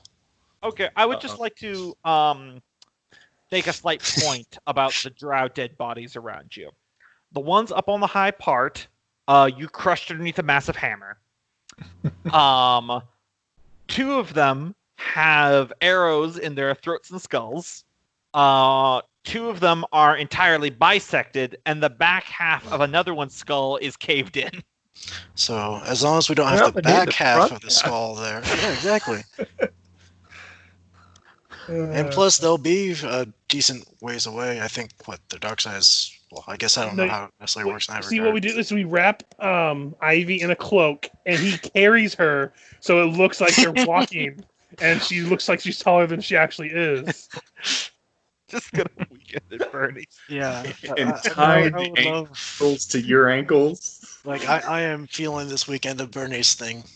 I think we're all gonna die. There's a quote I heard today about being a game master in Dungeons and Dragons. Is that there's two ways any story goes. It's either the way you, the game master, wrote it, or it's just the Goonies. The Goonies. Or you take Ivy, put a fish hook in her mouth, and push her down the hallway. There's Mike. Yep. With the most disturbing plan so far. Right. What did Ivy do? She existed as an NPC. Come on now. Well, if we had Featherfall, we could wrangle up some kind of crude mushroom catapult and launch ourselves over the walls. Sadly, we don't. Yeah, so it's just up to you guys what you want to do from here. Only we had some mushrooms, then we could see a catapult. If nothing else, we could always rest here and think on the night on what we wish to do. Yeah, I mean, we could do that. Like, out of character, I think we're not prepared to go in there. But in character, it's just like, if we go in there, there's not really any turning back at this point, because we just will run out of supplies before we even get back. Yeah, we won't even get there before we're out of Esky food. Yeah. I think we at least need to take a day and everybody forage. Forge time. All the foraging. And I'm gonna be ready in ambush position just in case she was lying about how soon the supplies were gonna come, but Yeah. I mean, I'm not good at foraging anyway. Yeah. So you all taking another day? I guess we're just setting up a trap. Alright. Making sure to probably keep watch. I mean, if y'all would rather explore, Gombo said that we can move at half speed and forage, so all five of us could forage while we move. It would just take us 2 days to move a hex instead of one. I just know once we get into that tunnel, we're not going to be able to scavenge because it's pretty bare. Yeah. So we gotta do something. If y'all want to at least explore while we forage, that'd be the way to do it. Yeah. Like, I'm all for exploring. I personally think we should head. Looking at Nolgrim's map, that possible location for the gnomish city that's near the lake. Even if it isn't there, if he thinks it's a possible location, there might be something there that might aid in our invasion of the keep. Well, Thrum wouldn't trust the lady we just talked to, so maybe go in this direction along the wall just to make sure they're in another tunnel. Well, that way it goes to the Cisrael territory. Oh, if we could get past Taskill's innate hatred of all things spider and evil, we could try and have them carry us across the ceiling. Ooh. I mean, they are giant spiders. Yes, but the chance of them eating us is about, I'd say, 80%. So And either way, Taskill's probably not going to help that with the accusations of being allies of the Drow. yeah. Either way, if we want to go that direction, my vote is to go this way. Because if we can get the river and then we can go back up this way if we want to go that way. It's a little bit more roundabout, but we might discover other stuff other than just the wall. Because I know we've been going that way, but at this point we need to look for other stuff other than just the sheer layout. Yeah, I'll level with you guys. Not everything is going to be on one perimeter wall. No. Well, yeah, in character, like, that's what I'm saying, is not everything's going to be along the wall. Eventually we're going to need to branch out, and it says a possible location. Even if it has nothing to do with us, there might be something there that can lead to further discovery. And I, for one, do not want to go back all the way to the other place and then go to the mountain that has the giants. Let's see. How long has it been since the attack on the Gnome City? Month and a half. like a month and a half, yeah. Because it took you. So, Like they know that it failed already. Yeah, they But would have it- gotten. Right. But if this is the bumfuck nowhere place, there's probably not an attack coming anytime soon. yeah, we've got to lose 2 months before they could possibly reinforce. In that case, assuming, they don't have some kind of super fast way back that we don't know about. Which means if it took us this long, if they took a more direct route, it probably hasn't even been like a whole month since they found out about it. Oh yeah. On the other hand,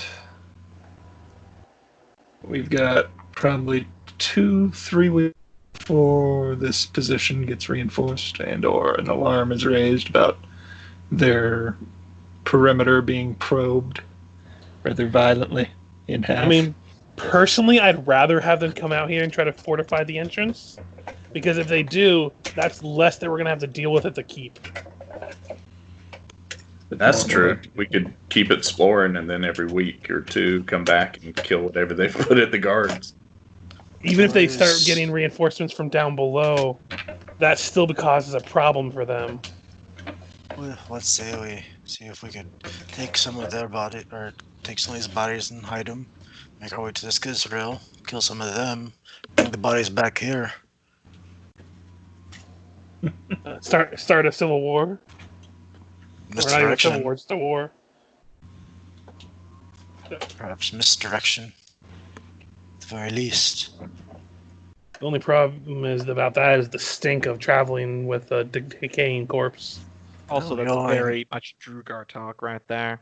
I don't want to fall into these trickster clans. Yeah, unlike humans, dwarves don't have a strong mythology of trickster heroes. They're always people who either stick to their belief and die stubbornly or triumph stubbornly. At the very least, we could probably take some of these bodies, drop them off deeper into the fungal jungle, let nature take its course with them, and that way, if here, Yeah, looks like the forces largely just disappeared. yeah, for sure we don't want to leave the bodies here, but I'm not sure how far we want to take them. Speaking of the bodies, did Ivy come across anything on the group of them? Nothing in particular. They had hand crossbows, short swords. They had more mithril chain shirts. I mean, Here's- fuck, take the mithril for Yeah. future trading. yeah. I've got metal-powered superpowers, so... Yeah, that's true. Oh, I mean, could even if we you don't use them those for to make ourselves, a if it- scale mail? Possibly. Unfortunately, no, because mithril scale mail would be worth more than 100 gold, and that's your limit. I allowed you to resize because you were just kind of Right, working with what special you already materials had. make shit more expensive. Yeah, exactly. They're probably at least an uncommon quality, which is Hmm. a couple hundred if the minimum. Probably at least 1,000. So either way, it's over what you could shape stuff with. How many? You could always turn them into pots and pans. Mithril pots and pans. That would start increasing the bulk. But, yeah, I'm now just kind of wondering stuff if there's we any trade benefits for making mithril arrowheads. Probably not, except for the fact that mithril is typically true silver. They are 10 chain shirts total. I don't know about fifth, but I know third mithril counts as silver for purposes. Yeah, here's the thing. They don't actually say what mithril weapons do, so I just went with my own. And I'll let you know now that mithril arrows, they will count as silver, but they don't do anything else. Yeah. Because they're just lighter, they're not sharper. Mm-hmm. But for future, if we think we're going to go somewhere that needs silver, that's an option. Yeah, so it looks like, just so for bookkeeping, a chain shirt is normally 20 pounds, and normally it's 10 pounds to one bulk. So it would normally be 2 bulk, and mithril halves it, so each chain shirt is 1 bulk. So you're looking at 10 bulk total for all 10 chain shirts. We already had 2. Did anybody wear those? I Anybody can't at the gonna use moment. I plan on using one eventually, but at the moment, no. Nolgrim wouldn't take it. He's fine with his plain chain shirt. For now, I say we take them because even if we don't use them, we might be able to use them to trade if we if we wind up going back to a gnome civilization or something. Yeah. Or, I mean, once we eventually have a forge, I'm sure Taskill can melt them down in a proper fashion, not just use magic. And If he had actual forging materials, he could do something with it. Absolutely. yeah. And then set up a Mithril's just a nice long-term base. I could start working stuff. Mhm. But that'd probably take at least a month to really set up, even with my magic creation powers Yeah. for the anvil and other misc tools. Yeah, and you don't forge like a sword in an afternoon, especially if you need to melt down raw materials. Mm-hmm. So, unless anyone, if we ever decide, my vote is going this way. I think other people were saying to go this way. I just wanted to get off the wall for a little bit.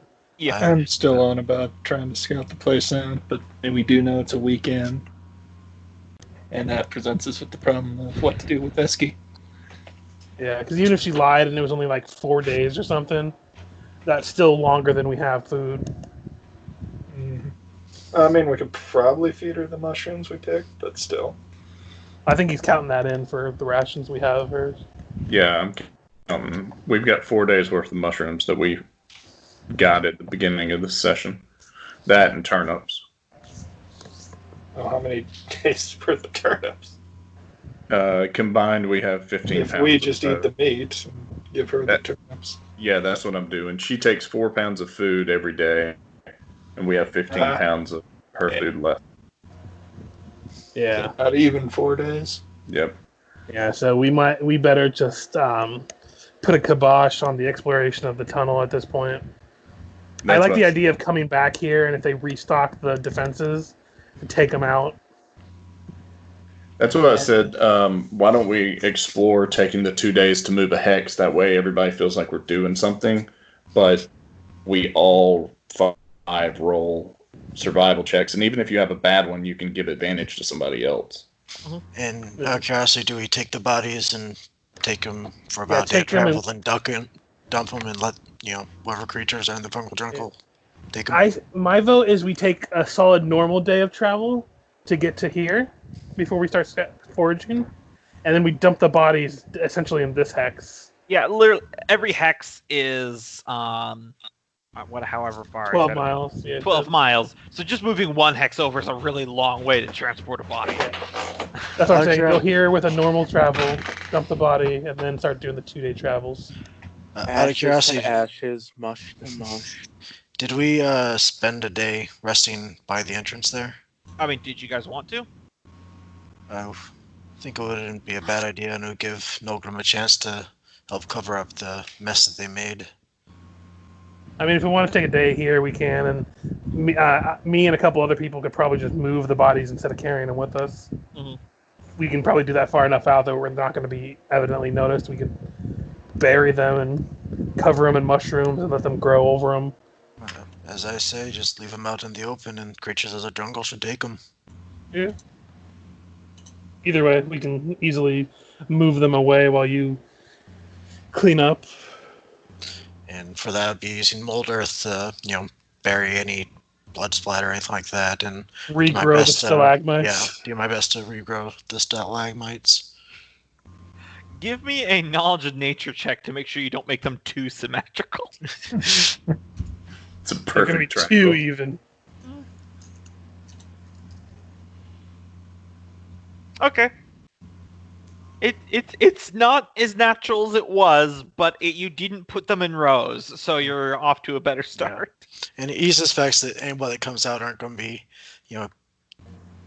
freaking Sherlock Holmes in the the stalagmites. Listen, you don't know everyone. Sure, it's true. They retreated in the darkness, and then a man, a dwarven man, shot them from behind. And then another came up and cleaved them in half.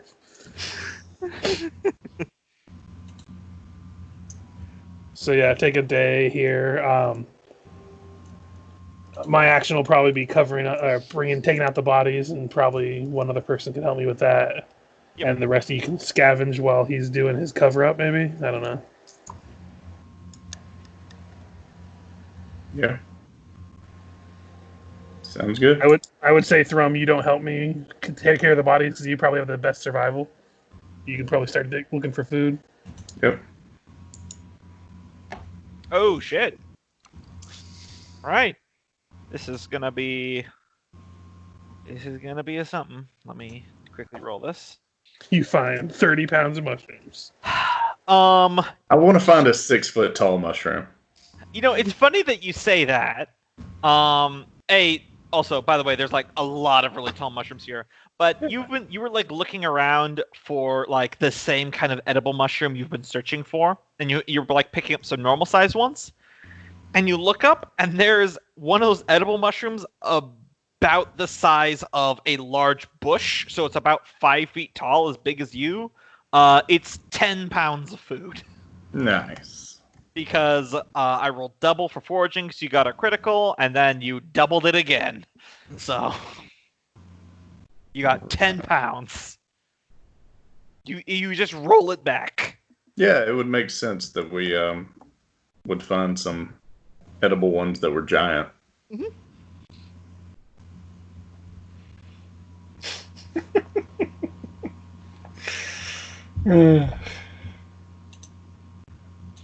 We just spend so much time in this next hex. We just settle down and call it New Dammerhall. Start firing. That's the new campaign. I mean, I guess you could. A lot of the writing I've done would have to go into the fires of Tartarus, but it's not impossible. I wouldn't forbid it, but then this campaign is about to get very slice of life. We want 2 cities to build now. Every week. Bureaucracy. Yes. Honestly, with only like 5 or 6 of you, it wouldn't be much bureaucracy. Fair. It would be like, so, how's that irrigation system coming today? When I left, we had 6 pounds of cheese left. I see that we're down to 5.9 pounds. All right, so you guys forage for that day. It's next day. Do you want to keep moving? I know Does anybody else want to forage? Since that's literally what's keeping us from going forward. I mean, I was covering up the body or bringing out the bodies, so Yeah, I was helping them and So, expecting an ambush. if Freya wants to do a survival, Did we lose him again? either. I mean, we could just say that he's helping Ivy, and I could roll for her horrible survival at advantage. Sure. Hey, natural 20. What the shit, man? Yeah, y'all remember that this low level, it's all about the roll. It doesn't matter whether you're good or not. I mean, a +1 is not great at all. So But it's better than a -1. Fergus comes back with a 6-pound giant mushroom. He's No, like, I this found is- one too. This is Ivy. I don't do it right now okay. because I'm helping with the bodies. She I just still rolled with my. She still comes back with a mushroom that's literally bigger than her. Nice. So how many? 6 pounds. Nice. Like Thrum comes back. Look at this thing I got. Ivy comes back. I think mine's bigger. But Even if it's not, I can just see her doing that. Although if we do find another sizable cave, we could always set up a mushroom farm. They'll take care of themselves, pretty much. Yeah, stick one of these drow in there. Thrum Ivy is using her extra large edible mushroom and bopping you on the back of the head with it like a club. Alright, lass. What the fuck? That's for the dog. Just bump, bump, bump. Somebody's a ladies' man. She's like, it's bigger than me. How can I carry it? Surprisingly light. Mushrooms aren't the heaviest thing in the world. Yeah. Also, it's 6 pounds. Even with her low strength, I think she can lift 6 pounds over her head. Yeah. Go play with the axe. You'll have more fun with you. But don't let her get a hold of that one. It's for when we start into areas where she can't just graze. Yep, she walks right past Taskill, then turns around and hits him in the back of the head with mushroom. It's squishy, so it doesn't hurt. It's just... It's like a faux. It's like a pool noodle. I forgot the name of it. They were all over like 90s and early 2000s commercial. They were like these inflatable like tubes that you'd stick on your hands and then whack your friends with them. Yeah. Oh yeah. Sock and boppers. Yeah, sock and boppers. More fun Sock with and the bop? fight. Of course, that's where Michael comes back.